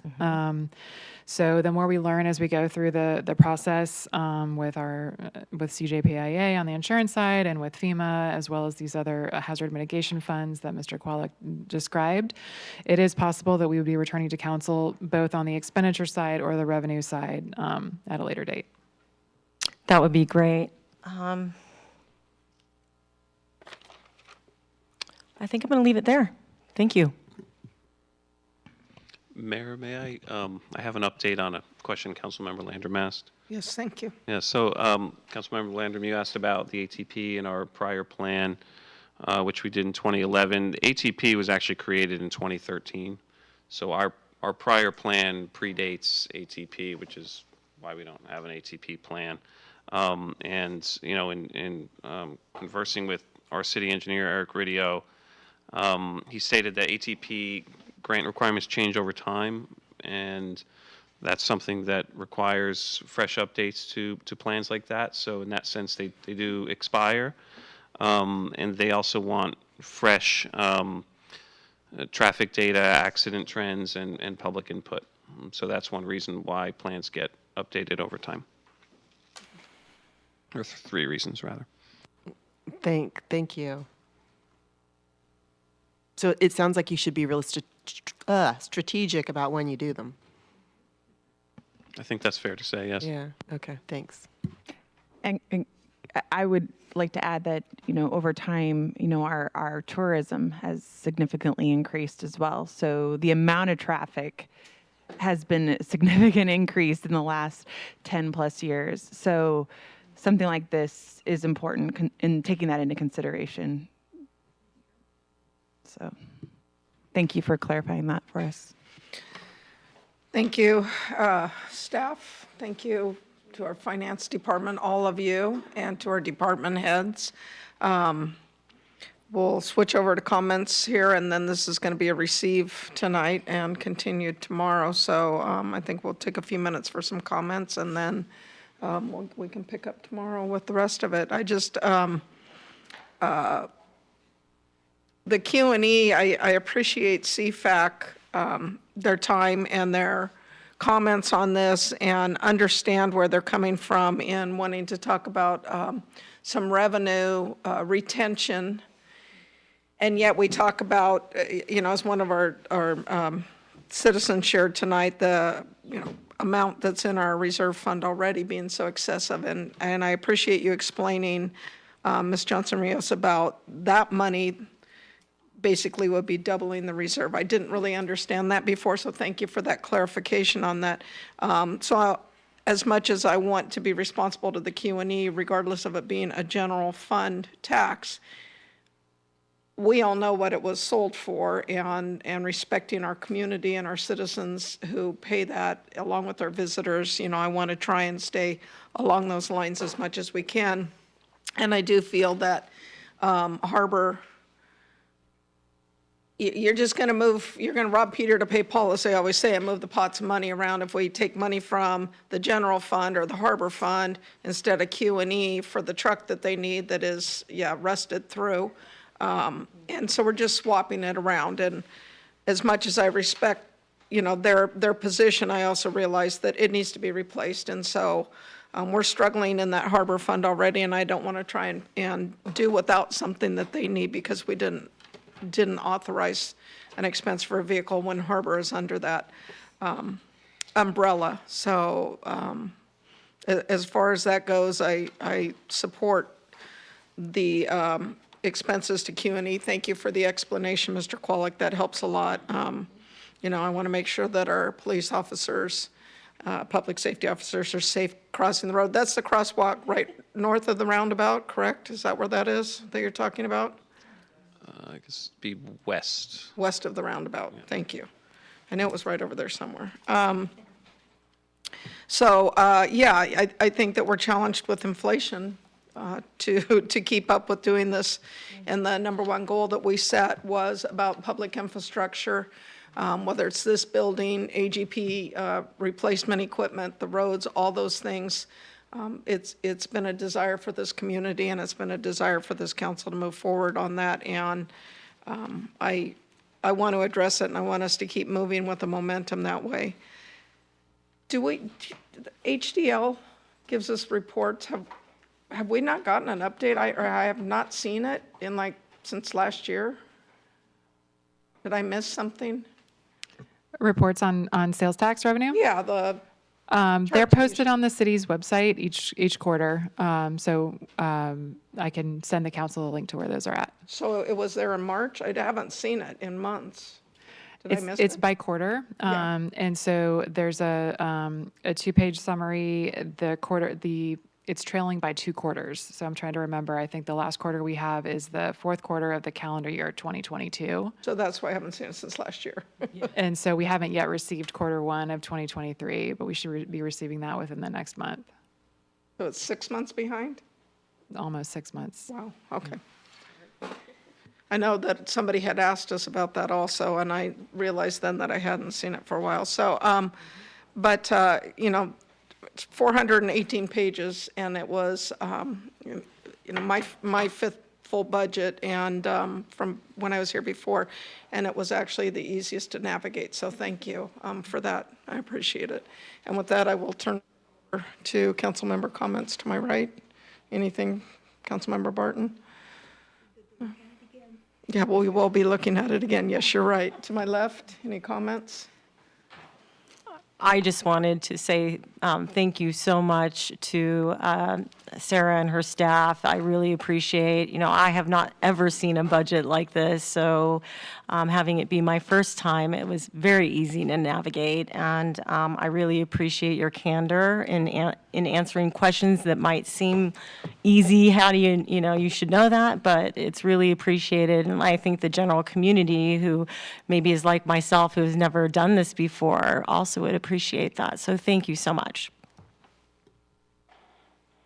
I'd just like to add that when you're reading through the proposed budget, I had mentioned this to Ms. Johnson-Rios previously, that a lot of there's a lot of repetition in the report that kind of pulls in the different facts in different areas to give you a really well-rounded idea as to what this budget truly means and how it's being implemented, or how it will be implemented. And so back to your point, Councilmember Edwards, I think that that really does paint a picture for the person who may not be really savvy in this area of their life, you know, the finances and that sort of thing. And it really does put it in layman's terms. And so I appreciate the work that went into it, and I know your expertise to bring it down to a level where we can all, not that we wouldn't be able to understand at your level, but when you're the expert, it's sometimes I can understand it would be hard to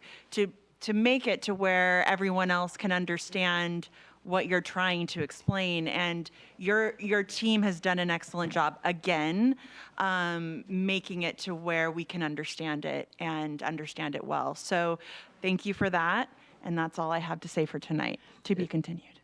If I could, sorry, Mayor, just very briefly pass on the acknowledgements. I really appreciate it. I would just be remiss not to pass it on to the department heads and all of their staff that this is definitely a group effort, and we're glad you find it useful information. Yes, and to your team, and I'm sorry to be losing one of those members. So with that, we will move on to council declaration of future agenda items. Looking to my left. Nothing. Looking to my right. Nope, not at this time. So our next regular meeting is Tuesday, June 13th, but for all of you who want to continue this conversation with us, we will see you tomorrow for our continued budget. Thank you very much. And thank you, AGP.